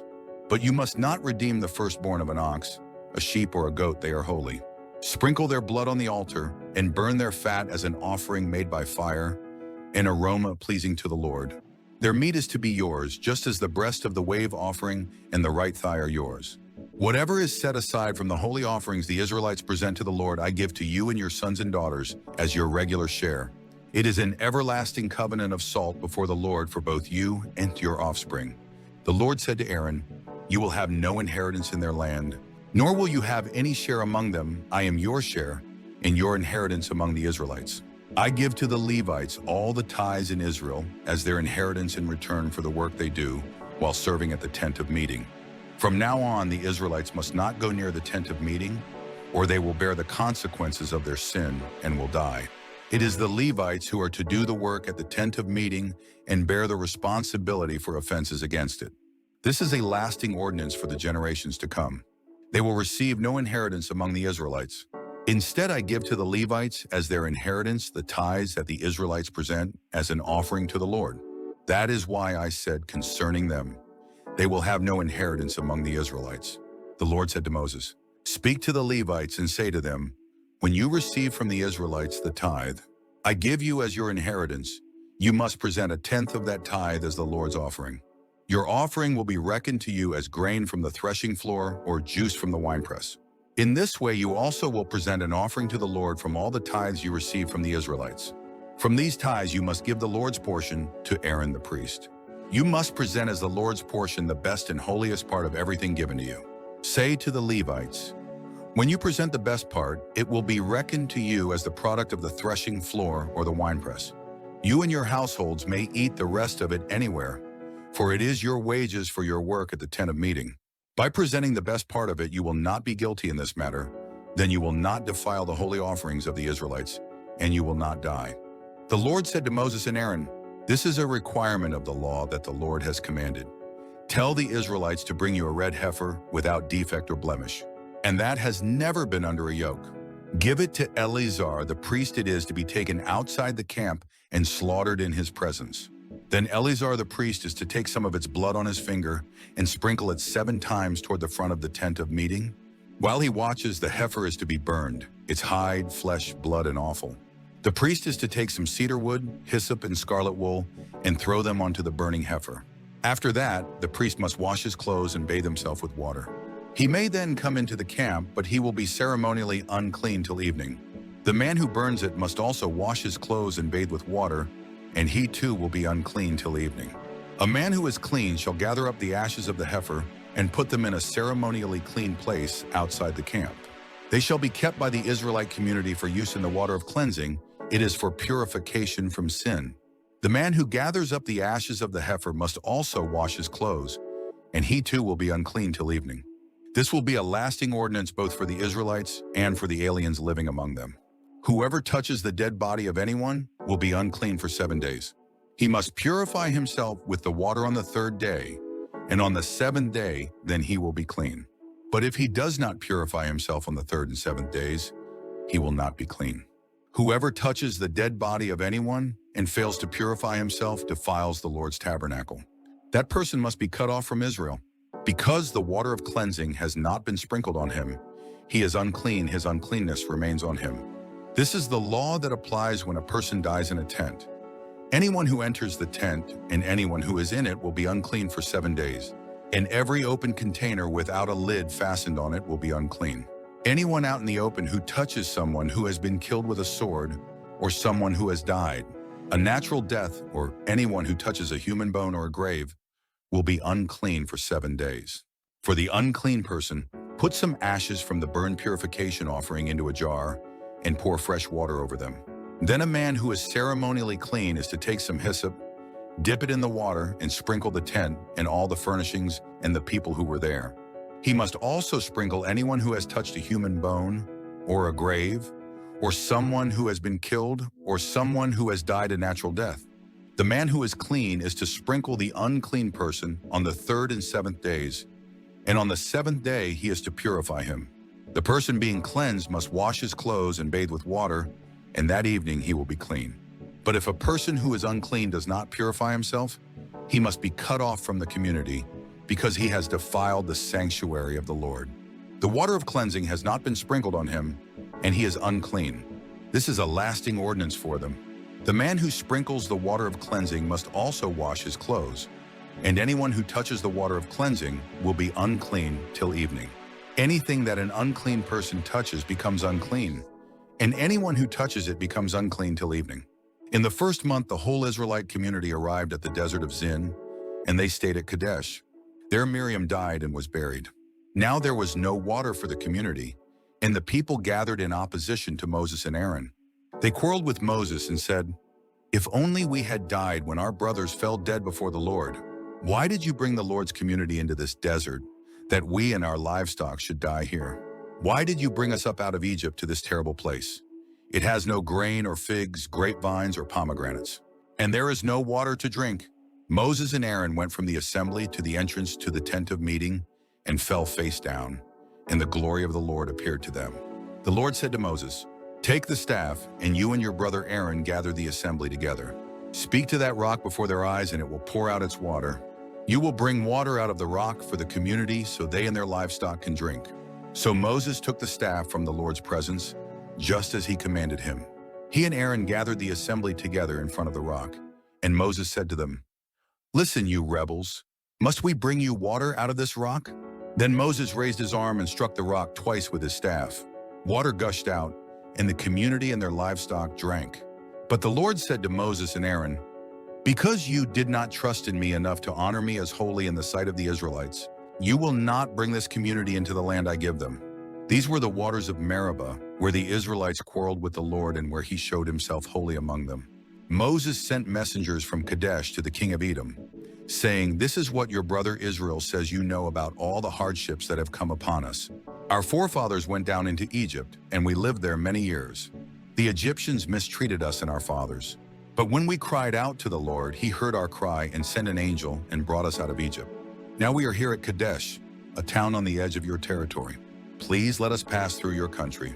We will not go through any field or vineyard or drink water from any well. We will travel along the king's highway and not turn to the right or to the left until we have passed through your territory." But Edom answered, "You may not pass through here if you try. We will march out and attack you with the sword." The Israelites replied, "We will go along the main road, and if we or our livestock drink any of your water, we will pay for it. We only want to pass through on foot, nothing else." Again they answered, "You may not pass through." Then Edom came out against them with a large and powerful army. Since Edom refused to let them go through their territory, Israel turned away from them. The whole Israelite community set out from Kadesh and came to Mount Hor. At Mount Hor, near the border of Edom, the Lord said to Moses and Aaron, "Aaron will be gathered to his people.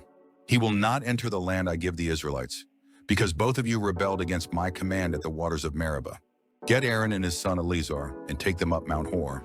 Remove Aaron's garments and put them on his son Eleazar. For Aaron will be gathered to his people, he will die there." Moses did as the Lord commanded. They went up Mount Hor in the sight of the whole community. Moses removed Aaron's garments and put them on his son Eleazar, and Aaron died there on top of the mountain.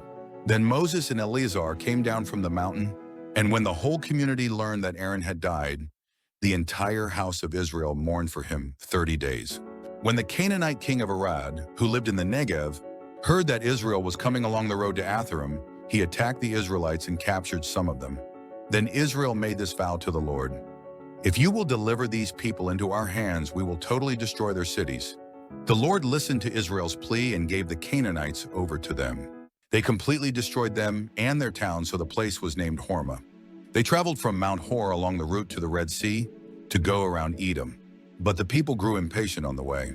They spoke against God and against Moses, and said, "Why have you brought us up out of Egypt to die in the desert? There is no bread, there is no water, and we detest this miserable food." Then the Lord sent venomous snakes among them. They bit the people, and many Israelites died. The people came to Moses and said, "We sinned when we spoke against the Lord and against you. Pray that the Lord will take the snakes away from us." So Moses prayed for the people. The Lord said to Moses, Make a snake and put it up on a pole. Anyone who is bitten can look at it and live." So Moses made a bronze snake and put it up on a pole. Then when anyone was bitten by a snake and looked at the bronze snake, he lived. The Israelites moved on and camped at Oboth. Then they set out from Oboth and camped in Abarim in the desert that faces Moab toward the sunrise. From there they moved on and camped in the Zered Valley. They set out from there and camped alongside the Arnon, which is in the desert extending into Amorite territory. The Arnon is the border of Moab, between Moab and the Amorites. That is why the book of the wars of the Lord says, Notrani Wenshor, Eri, Waheb and Sufa and the ravines, the Arnon, and the slopes of the ravines that lead to the site of Ar and lie along the border of Moab. From there they continued on to Beer, the well where the Lord said to Moses, "Gather the people together, and I will give them water." Then Israel sang this song, "Spring up, O well, sing about it, about the well that the princes dug, that the nobles of the people sank, the nobles with scepters and staffs." Then they went from the desert to Mattanah, from Mattanah to Nahaliel, from Nahaliel to Bamoth, and from Bamoth to the valley in Moab, where the top of Pisgah overlooks the wasteland. Israel sent messengers to say to Sihon, king of the Amorites, "Let us pass through your country. We will not turn aside into any field or vineyard, or drink water from any well. We will travel along the king's highway until we have passed through your territory." But Sihon would not let Israel pass through his territory. He mustered his entire army and marched out into the desert against Israel. When he reached Jahaz, he fought with Israel. Israel, however, put him to the sword and took over his land from the Arnon to the Jabbok, but only as far as the Ammonites, because their border was fortified. Israel captured all the cities of the Amorites and occupied them, including Heshbon and all its surrounding settlements. Heshbon was the city of Sihon, king of the Amorites, who had fought against the former king of Moab and had taken from him all his land as far as the Arnon. That is why the poets say, "Come to Heshbon and let it be rebuilt, let Sihon's city be restored." Fire went out from Heshbon, a blaze from the city of Sihon. It consumed Ar of Moab, the citizens of Arnon's heights. "Woe to you, O Moab! You are destroyed, O people of Chemosh! He has given up his sons as fugitives and his daughters as captives to Sihon, king of the Amorites. But we have overthrown them. Heshbon is destroyed all the way to Dibon. We have demolished them as far as Nophah, which extends to Medeba." So Israel settled in the land of the Amorites. After Moses had sent spies to Jasser, the Israelites captured its surrounding settlements and drove out the Amorites who were there. Then they turned and went up along the road toward Bashan, and Og, king of Bashan, and his whole army marched out to meet them in battle at Edrei. The Lord said to Moses, "Do not be afraid of him, for I have handed him over to you, with his whole army and his land. Do to him what you did to Sihon, king of the Amorites, who reigned in Heshbon." So they struck him down, together with his sons and his whole army, leaving them no survivors. And they took possession of his land. Then the Israelites traveled to the plains of Moab and camped along the Jordan across from Jericho. Now Balak, son of Zippor, saw all that Israel had done to the Amorites, and Moab was terrified because there were so many people. Indeed, Moab was filled with dread because of the Israelites. The Moabites said to the elders of Midian, "This horde is going to lick up everything around us, as an ox licks up the grass of the field." So Balak, son of Zippor, who was king of Moab at that time, sent messengers to summon Balaam, son of Beor, who was at Pethor, near the river, in his native land. Balak said, "A people has come out of Egypt. They cover the face of the land and have settled next to me. Now come and put a curse on these people, because they are too powerful for me. Perhaps then I will be able to defeat them and drive them out of the country. For I know that those you bless are blessed, and those you curse are cursed." The elders of Moab and Midian left, taking with them the fee for divination. When they came to Balaam, they told him what Balak had said. "Spend the night here," Balaam said to them, "and I will bring you back the answer the Lord gives me." So the Moabite princes stayed with him. God came to Balaam and asked, "Who are these men with you?" Balaam said to God, "Balak, son of Zippor, king of Moab, sent me this message. A people that has come out of Egypt covers the face of the land. Now come and put a curse on them for me. Perhaps then I will be able to fight them and drive them away." But God said to Balaam, "Do not go with them. You must not put a curse on those people, because they are blessed." The next morning Balaam got up and said to Balak's princes, "Go back to your own country, for the Lord has refused to let me go with you." So the Moabite princes returned to Balak and said, "Balaam refused to come with us." Then Balak sent other princes, more numerous and more distinguished than the first. They came to Balaam and said, "This is what Balak, son of Zippor, says. Do not let anything keep you from coming to me, because I will reward you handsomely and do whatever you say. Come and put a curse on these people for me." But Balaam answered them, "Even if Balak gave me his palace, filled with silver and gold, I could not do anything great or small to go beyond the command of the Lord my God. Now stay here tonight as the others did, and I will find out what else the Lord will tell me." That night God came to Balaam and said, "Since these men have come to summon you, go with them, but do only what I tell you." Balaam got up in the morning, saddled his donkey, and went with the princes of Moab. But God was very angry when he went, and the angel of the Lord stood in the road to oppose him. Balaam was riding on his donkey, and his 2 servants were with him. When the donkey saw the angel of the Lord standing in the road with a drawn sword in his hand, she turned off the road into a field. Balaam beat her to get her back on the road.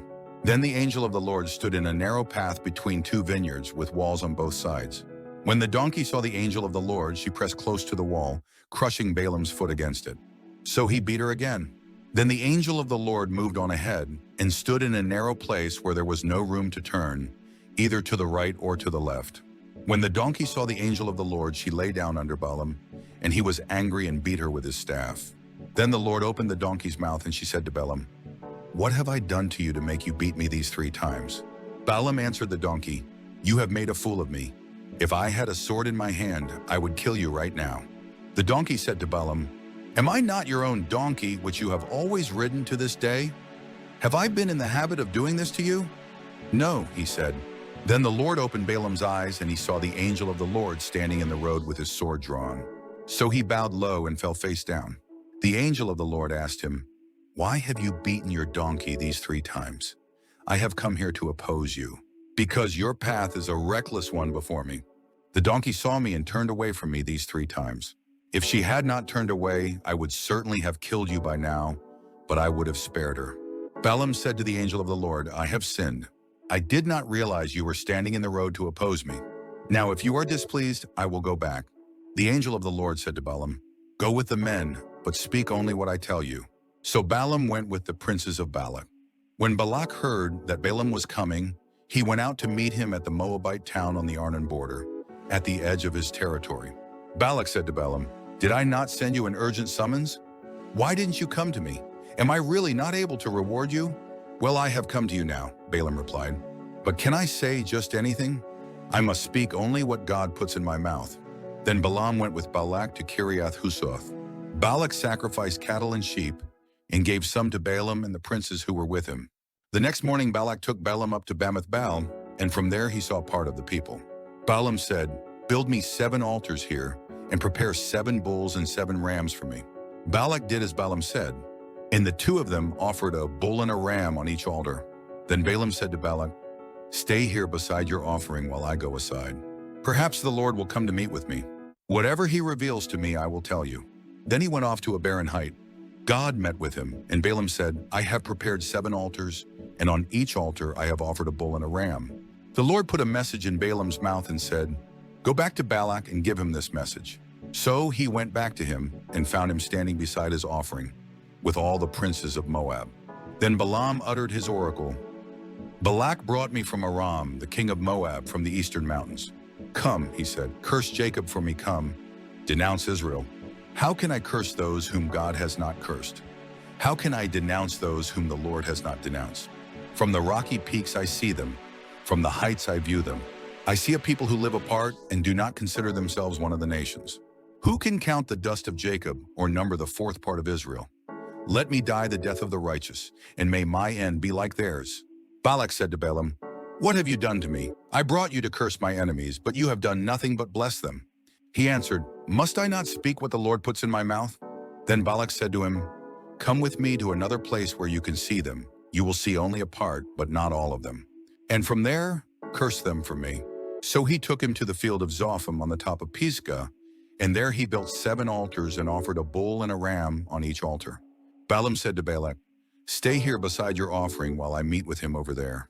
The Lord met with Balaam and put a message in his mouth and said, "Go back to Balak and give him this message." So he went to him and found him standing beside his offering, with the princes of Moab. Balak asked him, "What did the Lord say?" Then he uttered his oracle.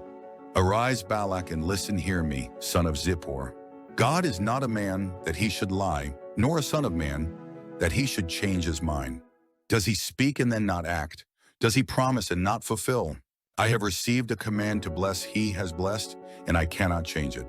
No misfortune is seen in Jacob, no misery observed in Israel. The Lord their God is with them, the shout of the king is among them.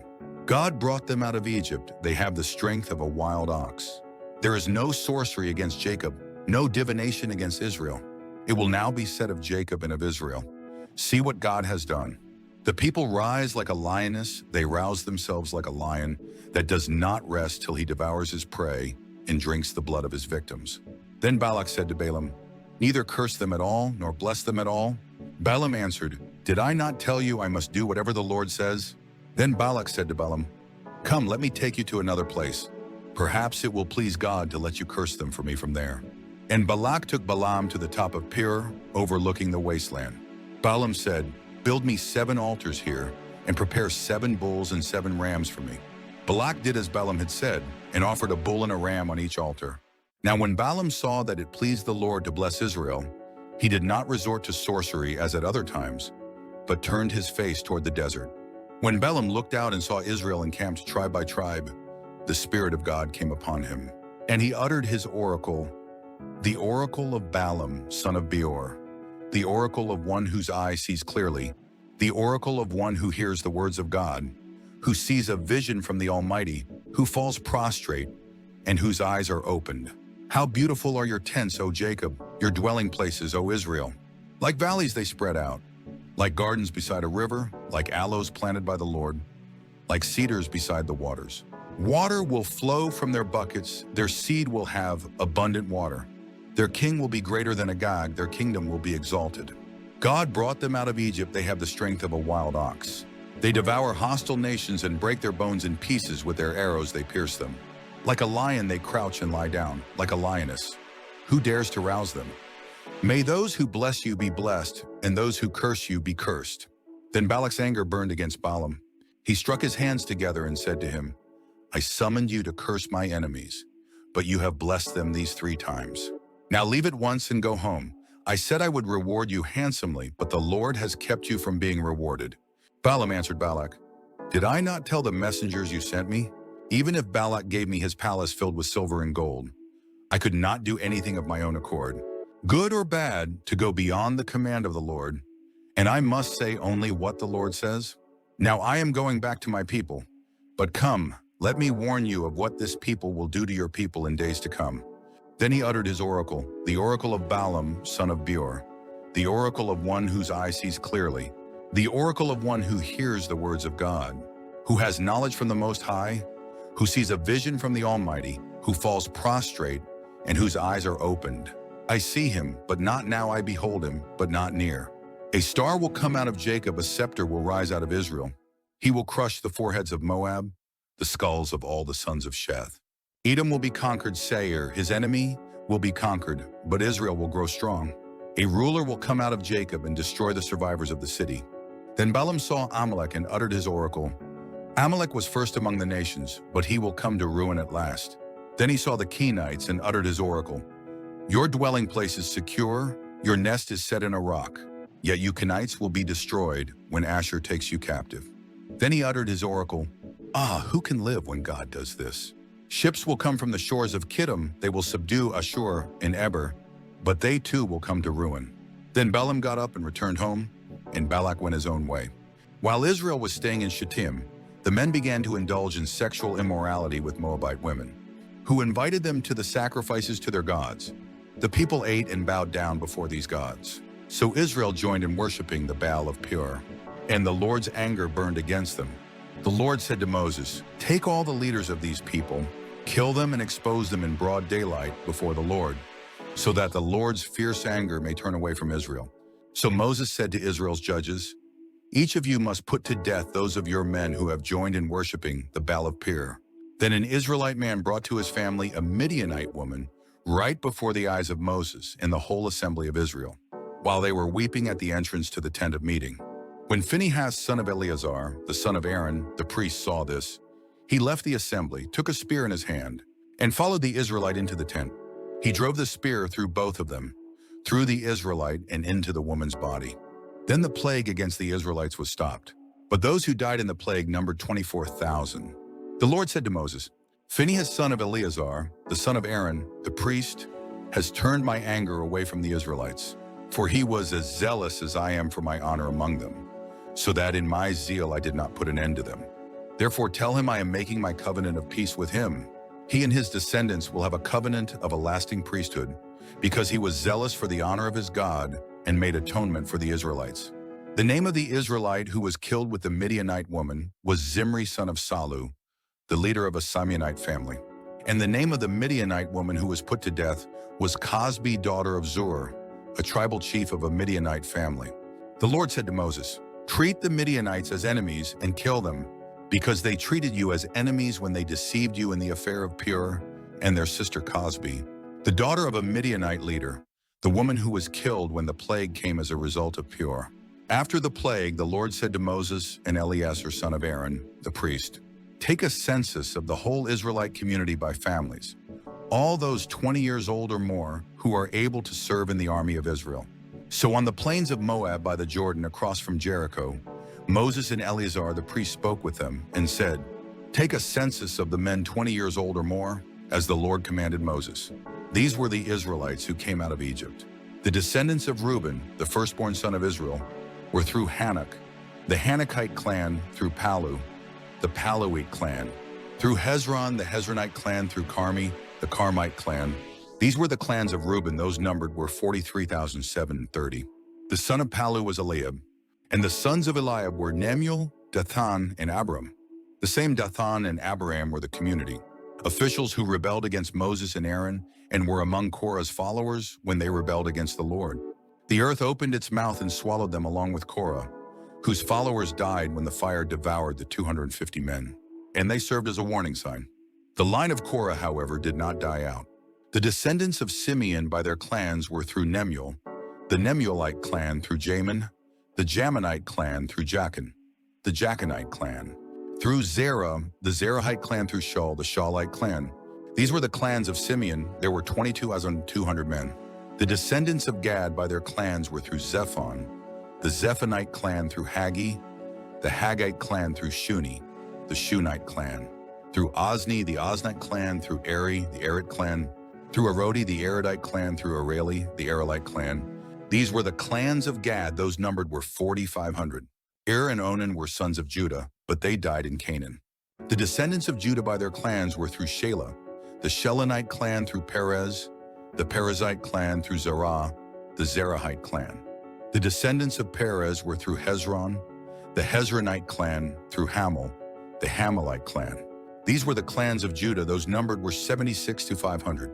The descendants of Issachar by their clans were through Tola, the Tolite clan through Puah, the Puite clan, through Jashub, the Jashubite clan, through Shimron, the Shimronite clan. These were the clans of Issachar, those numbered were 64,300. The descendants of Zebulun by their clans were through Sered, the Seredite clan through Elon, the Elonite clan through Jalil, the Jalilite clan. These were the clans of Zebulun, those numbered were 60,500. The descendants of Joseph by their clans through Manasseh and Ephraim were the descendants of Manasseh through Machir. The Machirite clan Machir was the father of Gilead through Gilead, the Gileadite clan. These were the descendants of Gilead through Ezer, the Ezerite clan through Helek, the Helekite clan, through Asriel, the Asrielite clan, through Shechem, the Shechemite clan, through Shemida, the Shemidite clan, through Hefer, the Heferite clan. Zelophehad, son of Hefer, had no sons, he had only daughters, whose names were Mahlah, Noah, Hoglah, Milcah, and Tirzah. These were the clans of Manasseh, those numbered were 52,700. These were the descendants of Ephraim by their clans through Shuthelah, the Shuthelahite clan through Becher, the Becherite clan through Tahan, the Tahanite clan. These were the descendants of Shuthelah through Aaron, the Aaronite clan. These were the clans of Ephraim, those numbered were 32,500. These were the descendants of Joseph by their clans. The descendants of Benjamin by their clans were through Bela, the Belaiti clan through Ashbel, the Ashbelite clan through Ahiram, the Ahiramite clan, through Shuppim, the Shuppimite clan through Huppim, the Huppimite clan. The descendants of Bela through Ard and Naaman were through Ard, the Ardite clan through Naaman, the Naamite clan. These were the clans of Benjamin, those numbered were 45,600. These were the descendants of Dan by their clans through Shuham, the Shuhamite clan. These were the clans of Dan, Unmidinomasods. All of them were Shuhamite clans, and those numbered were 64,400. The descendants of Asher by their clans were through Imnah, the Imnite clan through Ishvi, the Ishvite clan through Beriah, the Berite clan, and through the descendants of Beriah through Heber, the Heberite clan through Malchiel, the Malchilite clan. Asher had a daughter named Serah. These were the clans of Asher, those numbered were 53,400. The descendants of Naphtali by their clans were through Jaziel, the Jazielite clan through Guni, the Gunite clan, through Jazer, the Jezerite clan through Shillem, the Shillemite clan. These were the clans of Naphtali, those numbered were 45,400. The total number of the men of Israel was 61,730. The Lord said to Moses, "The land is to be allotted to them as an inheritance based on the number of names. To a larger group give a larger inheritance, and to a smaller group a smaller one. Each is to receive its inheritance according to the number of those listed. Be sure that the land is distributed by lot. What each group inherits will be according to the names for its ancestral tribe. Each inheritance is to be distributed by lot among the larger and smaller groups." These were the Levites who were counted by their clans through Gershon, the Gershonite clan through Kohath, the Kohathite clan through Merari, the Merarite clan. These also were Levite clans, the Libnite clan, the Hebronite clan, the Malite clan, the Mushite clan, the Korahite clan. Kohath was the forefather of Amram. The name of Amram's wife was Jochebed, a descendant of Levi, who was born to the Levites in Egypt. To Amram she bore Aaron, Moses, and their sister Miriam. Aaron was the father of Nadab and Abihu, Eleazar and Ithamar. But Nadab and Abihu died when they made an offering before the Lord with unauthorized fire. All the male Levites, a month old or more, numbered 23,000. They were not counted along with the other Israelites because they received no inheritance among them. These are the ones counted by Moses and Eleazar the priest when they counted the Israelites on the plains of Moab by the Jordan across from Jericho. Not one of them was among those counted by Moses and Aaron the priest when they counted the Israelites in the desert of Sinai. For the Lord had told those Israelites they would surely die in the desert, and not one of them was left except Caleb, son of Jephunneh, and Joshua, son of Nun. The daughters of Zelophehad, son of Hepher, the son of Gilead, the son of Machir, the son of Manasseh, belonged to the clans of Manasseh, son of Joseph. The names of the daughters were Mahlah, Noah, Hoglah, Milcah, and Tirzah. They approached the entrance to the tent of meeting and stood before Moses, Eleazar the priest, the leaders, and the whole assembly, and said, "Our father died in the desert. He was not among Korah's followers who banded together against the Lord, but he died for his own sin and left no sons. Why should our father's name disappear from his clan because he had no son? Give us property among our father's relatives." So Moses brought their case before the Lord, and the Lord said to him, "What Zelophehad's daughters are saying is right. You must certainly give them property as an inheritance among their father's relatives, and turn their father's inheritance over to them. Say to the Israelites, if a man dies and leaves no son, turn his inheritance over to his daughter. If he has no daughter, give his inheritance to his brothers. If he has no brothers, give his inheritance to his father's brothers. If his father had no brothers, give his inheritance to the nearest relative in his clan, that he may possess it. This is to be a legal requirement for the Israelites, as the Lord commanded Moses." Then the Lord said to Moses, "Go up this mountain in the Abarim range and see the land I have given the Israelites. After you have seen it, you too will be gathered to your people, as your brother Aaron was. For when the community rebelled at the waters in the desert of Zin, both of you disobeyed my command to honor me as holy before their eyes. These were the waters of Meribah Kadesh in the desert of Zin. Moses said to the Lord, May the Lord, the God of the spirits of all mankind, appoint a man over this community to go out and come in before them, one who will lead them out and bring them in, so the Lord's people will not be like sheep without a shepherd." So the Lord said to Moses, "Take Joshua, son of Nun, a man in whom is the Spirit, and lay your hand on him. Have him stand before Eleazar the priest and the entire assembly, and commission him in their presence. Give him some of your authority, so the whole Israelite community will obey him. He is to stand before Eleazar the priest, who will obtain decisions for him by inquiring of the Urim before the Lord. At his command, he and the entire community of the Israelites will go out, and at his command they will come in. Moses did as the Lord commanded him. He took Joshua and had him stand before Eleazar the priest and the whole assembly. Then he laid his hands on him and commissioned him as the Lord instructed through Moses. The Lord said to Moses, "Give this command to the Israelites and say to them, 'See that you present to me at the appointed time the food for my offerings made by fire as an aroma pleasing to me. Say to them, this is the offering made by fire that you are to present to the Lord 2 lambs a year old without defect as a regular burnt offering each day. Prepare 1 lamb in the morning and the other at twilight, together with a grain offering of 1/10 of an ephah of fine flour mixed with 1/4 of a hin of oil from pressed olives. This is the regular burnt offering instituted at Mount Sinai as a pleasing aroma, an offering made to the Lord by fire. The accompanying drink offering is to be 1/4 of a hin of fermented drink with each lamb. Pour out the drink offering to the Lord at the sanctuary. Prepare the 2nd lamb at twilight, along with the same kind of grain offering and drink offering that you prepare in the morning. This is an offering made by fire, an aroma pleasing to the Lord. On the Sabbath day, make an offering of 2 lambs a year old without defect, together with its drink offering and a grain offering of 2/10 of an ephah of fine flour mixed with oil. This is the burnt offering for every Sabbath, in addition to the regular burnt offering and its drink offering. On the 1st of every month, present to the Lord a burnt offering of 2 young bulls, 1 ram and 7 male lambs a year old, all without defect.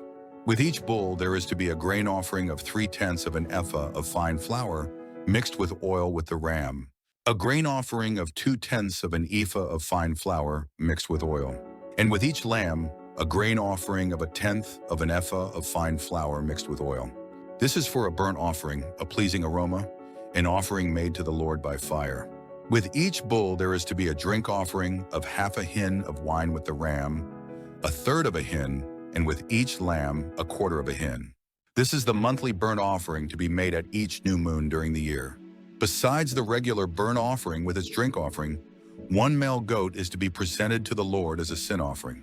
On the 14th day of the 1st month, the Lord's Passover is to be held. On the 15th day of this month, there is to be a festival. For 7 days, eat bread made without yeast. On the 1st day, hold a sacred assembly and do no regular work.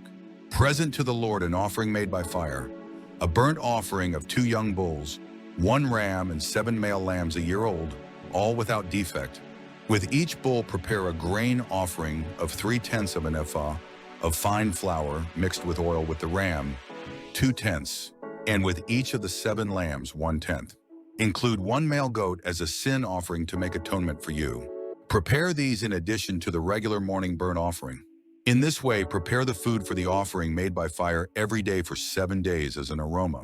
Pleasing to the Lord it is to be prepared in addition to the regular burnt offering and its drink offering. On the 7th day, hold a sacred assembly and do no regular work. On the day of first fruits, when you present to the Lord an offering of new grain during the Feast of Weeks, hold a sacred assembly and do no regular work. Present a burnt offering of 2 young bulls, 1 ram, and 7 male lambs a year old as an aroma pleasing to the Lord. With each bull, there is to be a grain offering of 3/10 of an ephah of fine flour mixed with oil with the ram, 2/10, and with each of the 7 lambs 1/10. Include 1 male goat to make atonement for you. Prepare these together with their drink offerings, in addition to the regular burnt offering and its grain offering. Be sure the animals are without defect. On the 1st day of the 7th month, hold a sacred assembly and do no regular work. It is a day for you to sound the trumpets. As an aroma pleasing to the Lord, prepare a burnt offering of 1 young bull, 1 ram, and 7 male lambs a year old, all without defect. With the bull, prepare a grain offering of 3/10 of an ephah of fine flour mixed with oil with the ram, 2/10, and with each of the 7 lambs 1/10. Include 1 male goat as a sin offering to make atonement for you.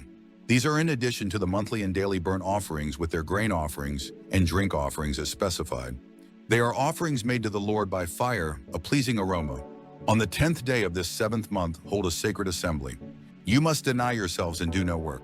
Present as an aroma pleasing to the Lord a burnt offering of 1 young bull, 1 ram, and 7 male lambs a year old, all without defect.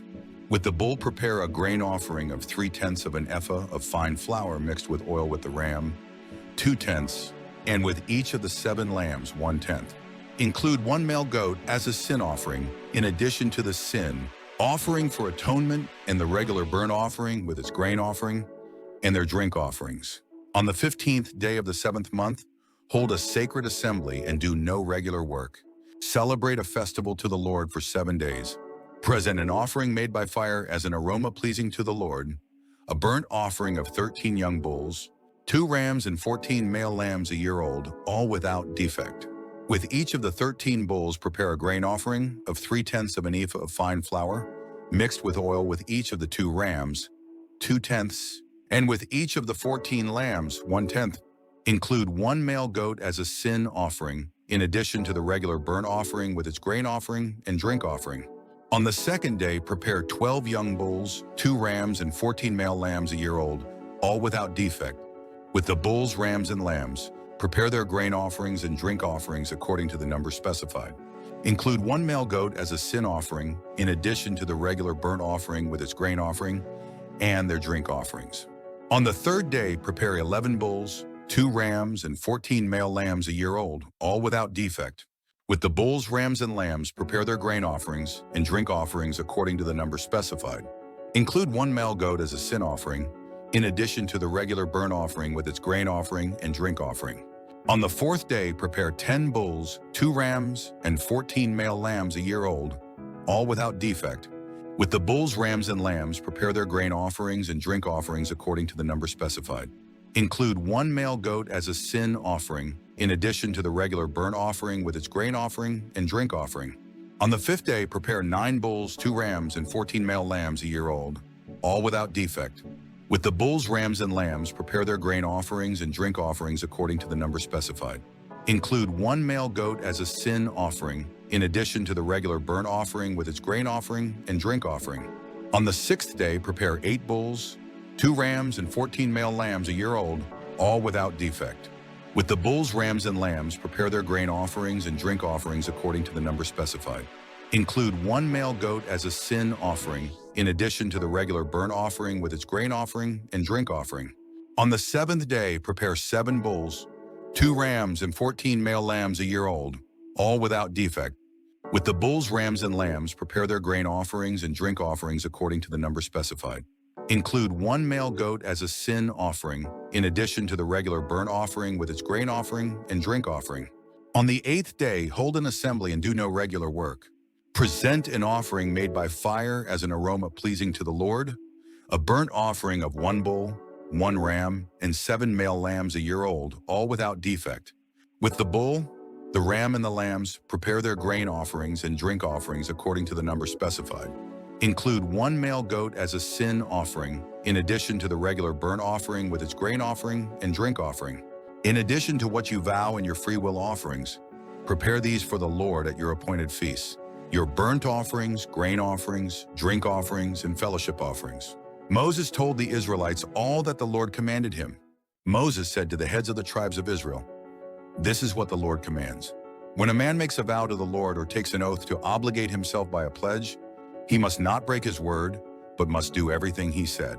When a young woman still living in her father's house makes a vow to the Lord or obligates herself by a pledge, and her father hears about her vow or pledge, but says nothing to her, then all her vows and every pledge by which she obligated herself will stand.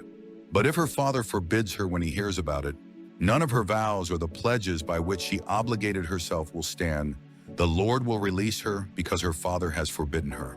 If she marries after she makes a vow or after her lips utter a rash promise by which she obligates herself, and her husband hears about it but says nothing to her, then her vows or the pledges by which she obligated herself will stand. But if her husband forbids her when he hears about it, he nullifies the vow that obligates her or the rash promise by which she obligates herself, and the Lord will release her. Any vow or obligation taken by a widow or divorced woman will be binding on her. If a woman living with her husband makes a vow or obligates herself by a pledge under oath, and her husband hears about it but says nothing to her and does not forbid her, then all her vows or the pledges by which she obligated herself will stand. But if her husband nullifies them when he hears about them, then none of the vows or pledges that came from her lips will stand. Her husband has nullified them, and the Lord will release her. Her husband may confirm or nullify any vow she makes or any sworn pledge to deny herself. But if her husband says nothing to her about it from day to day, then he confirms all her vows or the pledges binding on her. He confirms them by saying nothing to her when he hears about them. If, however, he nullifies them sometime after he hears about them, then he is responsible for her guilt. These are the regulations the Lord gave Moses concerning relationships between a man and his wife, and between a father and his young daughter still living in his house. The Lord said to Moses, "Take vengeance on the Midianites for the Israelites. After that, you will be gathered to your people." So Moses said to the people, "Arm some of your men to go to war against the Midianites and to carry out the Lord's vengeance on them. Send into battle 1,000 men from each of the tribes of Israel." So 12,000 men armed for battle, 1,000 from each tribe, were supplied from the clans of Israel. Moses sent them into battle, 1,000 from each tribe, along with Phinehas, son of Eleazar, the priest, who took with him articles from the sanctuary and the trumpets for signaling. They fought against Midian as the Lord commanded Moses and killed every man. Among their victims were Evi, Rechem, Zur, Hur, and Reba, the 5 kings of Midian. They also killed Balaam, son of Beor, with the sword. The Israelites captured the Midianite women and children and took all the Midianite herds, flocks, and goods as plunder. They burned all the towns where the Midianites had settled, as well as all their camps. They took all the plunder and spoils, including the people and animals, and brought the captives, spoils, and plunder to Moses and Eleazar, the priest in the Israelite assembly, at their camp on the plains of Moab, by the Jordan across from Jericho. Moses, Eleazar the priest, and all the leaders of the community went to meet them outside the camp.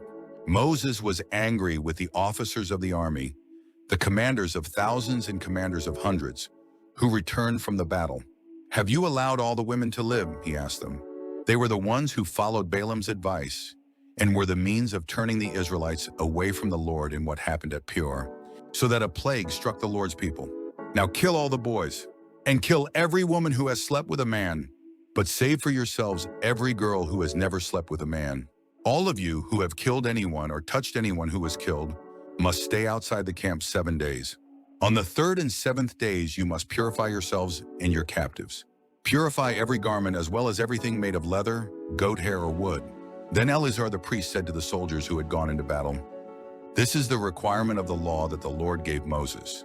Gold, silver, bronze, iron, tin, lead, and anything else that can withstand fire must be put through the fire, and then it will be clean. But it must also be purified with the water of cleansing. And whatever cannot withstand fire must be put through that water. On the 7th day, wash your clothes and you will be clean. Then you may come into the camp." The Lord said to Moses, "You and Eleazar the priest and the family heads of the community are to count all the people and animals that were captured. Divide the spoils between the soldiers who took part in the battle and the rest of the community. From the soldiers who fought in the battle, set apart as tribute for the Lord 1 out of every 500, whether persons, cattle, donkeys, sheep, or goats. Take this tribute from their half share and give it to Eleazar the priest as the Lord's part. From the Israelites' half, select 1 out of every 50, whether persons, cattle, donkeys, sheep, goats, or other animals. Give them to the Levites, who are responsible for the care of the Lord's tabernacle." So Moses and Eleazar the priest did as the Lord commanded Moses. The plunder remaining from the spoils that the soldiers took was 675,000 sheep, 2,000 cattle, 61,000 donkeys, and 32,000 women who had never slept with a man. The half share of those who fought in the battle was 337,500 sheep, of which the tribute for the Lord was 675, 36,000 cattle, of which the tribute for the Lord was 72, 30,500 donkeys, of which the tribute for the Lord was 61, 16,000 people, of which the tribute for the Lord was 32. Moses gave the tribute to Eleazar the priest as the Lord's part, as the Lord commanded Moses. The half belonging to the Israelites, which Moses set apart from that of the fighting men, the community's half was 337,500 sheep, 36,000 cattle, 3,500 donkeys, and 16,000 people. From the Israelites' half, Moses selected 1 out of every 50 persons and animals, as the Lord commanded him, and gave them to the Levites, who were responsible for the care of the Lord's tabernacle. Then the officers who were over the units of the army, the commanders of thousands and commanders of hundreds, went to Moses and said to him, "Your servants have counted the soldiers under our command, and not one is missing." So we have brought as an offering to the Lord the gold articles each of us acquired, armlets, bracelets, signet rings, earrings, and necklaces, to make atonement for ourselves before the Lord. Moses and Eleazar the priest accepted from them the gold, all the crafted articles. All the gold from the commanders of thousands and commanders of hundreds that Moses and Eleazar presented as a gift to the Lord weighed 16,750 shekels. Each soldier had taken plunder for himself. Moses and Eleazar the priest accepted the gold from the commanders of thousands and commanders of hundreds and brought it into the tent of meeting as a memorial for the Israelites before the Lord. The Reubenites and Gadites, who had very large herds and flocks, saw that the lands of Jasher and Gilead were suitable for livestock. So they came to Moses and Eleazar the priest and to the leaders of the community and said, Atroth, Dibon, Jazer, Nimrah, Heshbon, Elealeh, Sebam, Nebo, and Beon, the land the Lord subdued before the people of Israel, are suitable for livestock, and your servants have livestock. If we have found favor in your eyes, they said, let this land be given to your servants as our possession. Do not make us cross the Jordan. Moses said to the Gadites and Reubenites, shall your countrymen go to war while you sit here? Why do you discourage the Israelites from going over into the land the Lord has given them? This is what your fathers did when I sent them from Kadesh Barnea to look over the land. After they went up to the valley of Eshcol and viewed the land, they discouraged the Israelites from entering the land the Lord had given them. The Lord's anger was aroused that day, and he swore this oath. Because they have not followed me wholeheartedly, not one of the men, 20 years old or more, who came up out of Egypt, will see the land I promised on oath to Abraham, Isaac, and Jacob. Not one except Caleb son of Jephunneh, the Kenizzite, and Joshua son of Nun, for they followed the Lord wholeheartedly. The Lord's anger burned against Israel, and he made them wander in the desert 40 years, until the whole generation of those who had done evil in his sight was gone. And here you are, a brood of sinners, standing in the place of your fathers and making the Lord even more angry with Israel. If you turn away from following him, he will again leave all this people in the desert, and you will be the cause of their destruction. Then they came up to him and said, we would like to build pens here for our livestock and cities for our women and children, but we are ready to arm ourselves and go ahead of the Israelites until we have brought them to their place. Meanwhile, our women and children will live in fortified cities for protection from the inhabitants of the land. We will not return to our homes until every Israelite has received his inheritance. We will not receive any inheritance with them on the other side of the Jordan, because our inheritance has come to us on the east side of the Jordan. Then Moses said to them, if you will do this, if you will arm yourselves before the Lord for battle, and if all of you will go armed over the Jordan before the Lord until he has driven his enemies out before him, then when the land is subdued before the Lord, you may return and be free from your obligation to the Lord and to Israel. And this land will be your possession before the Lord. But if you fail to do this, you will be sinning against the Lord, and you may be sure that your sin will find you out. Build cities for your women and children and pens for your flocks, but do what you have promised. The Gadites and Reubenites said to Moses, we, your servants, will do as our Lord commands. Our children and wives, our flocks and herds will remain here in the cities of Gilead. But your servants, every man armed for battle, will cross over to fight before the Lord, just as our Lord says. Then Moses gave orders about them to Eleazar the priest and Joshua son of Nun, and to the family heads of the Israelite tribes. He said to them, if the Gadites and Reubenites, every man armed for battle, cross over the Jordan with you before the Lord, then when the land is subdued before you, give them the land of Gilead as their possession. But if they do not cross over with you armed, they must accept their possession with you in Canaan. The Gadites and Reubenites answered, your servants will do what the Lord has said. We will cross over before the Lord into Canaan armed, but the property we inherit will be on this side of the Jordan. Then Moses gave to the Gadites, the Reubenites, and the half-tribe of Manasseh, son of Joseph, the kingdom of Sihon, king of the Amorites, and the kingdom of Og, king of Bashan, the whole land with its cities and the territory around them. The Gadites built up Dibon, Adaroth, Aroer, Atroth-Shaphan, Jazer, Jogbehah, Beth Nimrah, and Beth Haran as fortified cities, and built pens for their flocks. And the Reubenites rebuilt Heshbon, Elealeh, and Kiriathaim, as well as Nebo and Baal-meon. These names were changed, and Sibmah. They gave names to the cities they rebuilt.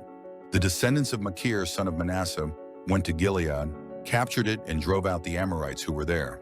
So Moses gave Gilead to the Machirites, the descendants of Manasseh, and they settled there. Jair, a descendant of Manasseh, captured their settlements and called them Havoth Jair.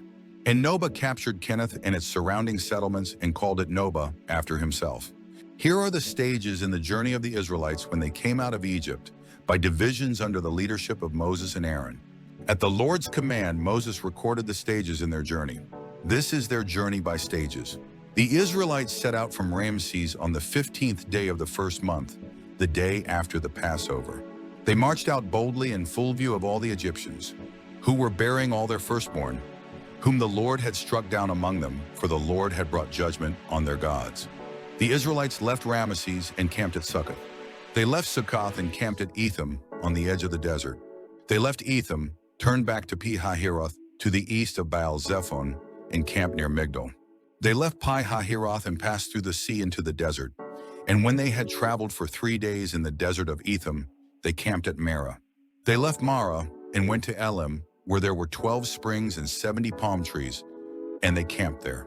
They left Elim and camped by the Red Sea. They left the Red Sea and camped in the desert of Sin. They left the desert of Sin and camped at Dophkah. They left Dophkah and camped at Alush. They left Alush and camped at Rephidim, where there was no water for the people to drink. They left Rephidim and camped in the desert of Sinai. They left the desert of Sinai and camped at Kibroth Hattaavah. They left Kibroth Hattaavah and camped at Hazeroth. They left Hazeroth and camped at Rithmah. They left Rithmah and camped at Rimmon Perez. They left Rimmon Perez and camped at Libnah. They left Libnah and camped at Rissah. They left Rissah and camped at Kehelatha. They left Kehelatha and camped at Mount Sheper. They left Mount Sheper and camped at Haradah. They left Haradah and camped at Makaloth. They left Makaloth and camped at Tahath. They left Tahath and camped at Terah. They left Terah and camped at Mithkah. They left Mithkah and camped at Hashmonah. They left Hashmonah and camped at Moseroth. They left Moseroth and camped at Bene-Yaakon. They left Bene-Yaakon and camped at Hor-Haggidgad. They left Hor-Haggidgad and camped at Jotbatha. They left Jotbatha and camped at Abrona. They left Abrona and camped at Ezion-Geber. They left Etzion-Geber and camped at Kadesh in the desert of Zin. They left Kadesh and camped at Mount Hor on the border of Edom. At the Lord's command, Aaron the priest went up Mount Hor, where he died on the first day of the 5th month of the 40th year after the Israelites came out of Egypt. Aaron was 123 years old when he died on Mount Hor. The Canaanite king of Arad, who lived in the Negev of Canaan, heard that the Israelites were coming. They left Mount Hor and camped at Zalmunna. They left Zalmunna and camped at Punon. They left Punon and camped at Oboth. They left Oboth and camped at Iye-Abarim on the border of Moab. They left Ayim and camped at Dibon-Gad. They left Dibon-Gad and camped at Almon-Diblathaim. They left Almon-Diblathaim and camped in the mountains of Abarim, near Nebo. They left the mountains of Abarim and camped on the plains of Moab by the Jordan across from Jericho. There on the plains of Moab, they camped along the Jordan from Beth-Jeshimoth to Abel-Shittim. On the plains of Moab by the Jordan across from Jericho, the Lord said to Moses, "Speak to the Israelites and say to them, when you cross the Jordan into Canaan, drive out all the inhabitants of the land before you. Destroy all their carved images and their cast idols, and demolish all their high places. Take possession of the land and settle in it, for I have given you the land to possess. Distribute the land by lot according to your clans. To a larger group give a larger inheritance, and to a smaller group a smaller one. Whatever falls to them by lot will be theirs. Distribute it according to your ancestral tribes. But if you do not drive out the inhabitants of the land, those you allow to remain will become barbs in your eyes and thorns in your sides. They will give you trouble in the land where you will live. And then I will do to you what I plan to do to them." The Lord said to Moses, "Command the Israelites and say to them, when you enter Canaan, the land that will be allotted to you as an inheritance will have these boundaries. Your southern side will include some of the desert of Zin along the border of Edom. On the east, your southern boundary will start from the end of the Salt Sea, cross south of Scorpion Pass, continue on to Zin, and go south of Kadesh Barnea.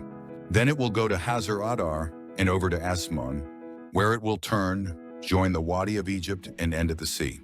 Your western boundary will be the coast of the Great Sea. This will be your boundary on the west. For your northern boundary, run a line from the Great Sea to Mount Hor, and from Mount Hor to Lebo-Hamath. Then the boundary will go to Zedad, continue to Ziphron, and end at Hazar-Enan. This will be your boundary on the north. For your eastern boundary, run a line from Hazar-Enan to Shephem. The boundary will go down from Shephem to Riblah on the east side of Ain, and continue along the slopes east of the Sea of Kinnereth. Then the boundary will go down along the Jordan and end at the Salt Sea. This will be your land, with its boundaries on every side. Moses commanded the Israelites, "Assign this land by lot as an inheritance. The Lord has ordered that it be given to the 9.5 tribes. Because the families of the tribe of Reuben, the tribe of Gad, and the half-tribe of Manasseh have received their inheritance. These 2.5 tribes have received their inheritance on the east side of the Jordan of Jericho, toward the sunrise." The Lord said to Moses, "These are the names of the men who are to assign the land for you as an inheritance: Eleazar the priest and Joshua son of Nun. And appoint one leader from each tribe to help assign the land. These are their names: Caleb son of Jephunneh from the tribe of Judah, Shemuel son of Ammihud from the tribe of Simeon, Eladad son of Kislon from the tribe of Benjamin, Buki son of Jogli, the leader from the tribe of Dan, Haniel son of Ephod, the leader from the tribe of Manasseh son of Joseph, Kemuel son of Shipton, the leader from the tribe of Ephraim son of Joseph, Elizaphan son of Parnach, the leader from the tribe of Zebulun, Paltiel son of Azan, the leader from the tribe of Issachar, Ahihud son of Shalomi, the leader from the tribe of Asher, Pedahel son of Ammihud, the leader from the tribe of Naphtali. These are the men the Lord commanded to assign the inheritance to the Israelites in the land of Canaan. On the plains of Moab, by the Jordan across from Jericho, the Lord said to Moses, "Command the Israelites to give the Levites towns to live in from the inheritance the Israelites will possess, and give them pasture lands around the towns. Then they will have towns to live in and pasture lands for their cattle, flocks, and all their other livestock. The pasture lands around the towns that you give the Levites will extend out 1,500 feet from the town wall. Outside the town, measure 3,000 feet on the east side, 3,000 on the south side, 3,000 on the west, and 3,000 on the north, with the town in the center. They will have this area as pasture land for the towns. 6 of the towns you give the Levites will be cities of refuge, to which a person who has killed someone may flee. In addition, give them 42 other towns. In all, you must give the Levites 48 towns, together with their pasture lands. The towns you give the Levites from the land the Israelites possess are to be given in proportion to the inheritance of each tribe. Take many towns from a tribe that has many, but few from one that has few." Then the Lord said to Moses, "Speak to the Israelites and say to them, when you cross the Jordan into Canaan, select some towns to be your cities of refuge, to which a person who has killed someone accidentally may flee. They will be places of refuge from the avenger, so that a person accused of murder may not die before he stands trial before the assembly. These 6 towns you give will be your cities of refuge. Give 3 on this side of the Jordan and 3 in Canaan as cities of refuge. These 6 towns will be a place of refuge for Israelites, aliens, and any other people living among them, so that anyone who has killed another accidentally can flee there. If a man strikes someone with an iron object so that he dies, he is a murderer. The murderer shall be put to death. Or if anyone has a stone in his hand that could kill, and he strikes someone so that he dies, he is a murderer. The murderer shall be put to death. Or if anyone has a wooden object in his hand that could kill, and he hits someone so that he dies, he is a murderer. The murderer shall be put to death. The avenger of blood shall put the murderer to death when he meets him. He shall put him to death. If anyone with malice aforethought shoves another or throws something at him intentionally so that he dies, or if in hostility he hits him with his fist so that he dies, that person shall be put to death. He is a murderer. The avenger of blood shall put the murderer to death when he meets him. But if without hostility someone suddenly shoves another or throws something at him unintentionally, or without seeing him, drops a stone on him that could kill him, and he dies, then since he was not his enemy and he did not intend to harm him, the assembly must judge between him and the avenger of blood according to these regulations. The assembly must protect the one accused of murder from the avenger of blood and send him back to the city of refuge to which he fled. He must stay there until the death of the high priest, who was anointed with the holy oil. But if the accused ever goes outside the limits of the city of refuge to which he has fled, and the avenger of blood finds him outside the city, the avenger of blood may kill the accused without being guilty of murder. The accused must stay in his city of refuge until the death of the high priest. Only after the death of the high priest may he return to his own property. These are to be legal requirements for you throughout the generations to come, wherever you live. Anyone who kills a person is to be put to death as a murderer only on the testimony of witnesses. But no one is to be put to death on the testimony of only one witness. Do not accept a ransom for the life of a murderer who deserves to die. He must surely be put to death. Do not accept a ransom for anyone who has fled to a city of refuge, and so allow him to go back and live on his own land before the death of the high priest. Do not pollute the land where you are. Bloodshed pollutes the land, and atonement cannot be made for the land on which blood has been shed, except by the blood of the one who shed it. Do not defile the land where you live and where I dwell, for I, the Lord, dwell among the Israelites. The family heads of the clan of Gilead, son of Machir, the son of Manasseh, who were from the clans of the descendants of Joseph, came and spoke before Moses and the leaders, the heads of the Israelite families. They said, when the Lord commanded my Lord to give the land as an inheritance to the Israelites by lot, he ordered you to give the inheritance of our brother Zelophehad to his daughters. Now suppose they marry men from other Israelite tribes. Then their inheritance will be taken from our ancestral inheritance and added to that of the tribe they marry into. And so part of the inheritance allotted to us will be taken away. When the year of Jubilee for the Israelites comes, their inheritance will be added to that of the tribe into which they marry, and their property will be taken from the tribal inheritance of our forefathers. Then at the Lord's command, Moses gave this order to the Israelites. What the tribe of the descendants of Joseph is saying is right. This is what the Lord commands for Zelophehad's daughters. They may marry anyone they please, as long as they marry within the tribal clan of their father. No inheritance in Israel is to pass from tribe to tribe, for every Israelite shall keep the tribal land inherited from his forefathers. Every daughter who inherits land in any Israelite tribe must marry someone in her father's tribal clan, so that every Israelite will possess the inheritance of his fathers. No inheritance may pass from tribe to tribe, for each Israelite tribe is to keep the land it inherits. So Zelophehad's daughters did as the Lord commanded Moses. Zelophehad's daughters, Mahlah, Tirzah, Hoglah, Milcah, and Noah, married their cousins on their father's side. They married within the clans of the descendants of Manasseh, son of Joseph, and their inheritance remained in their father's clan and tribe. These are the commands and regulations the Lord gave through Moses to the Israelites on the plains of Moab by the Jordan, across from Jericho.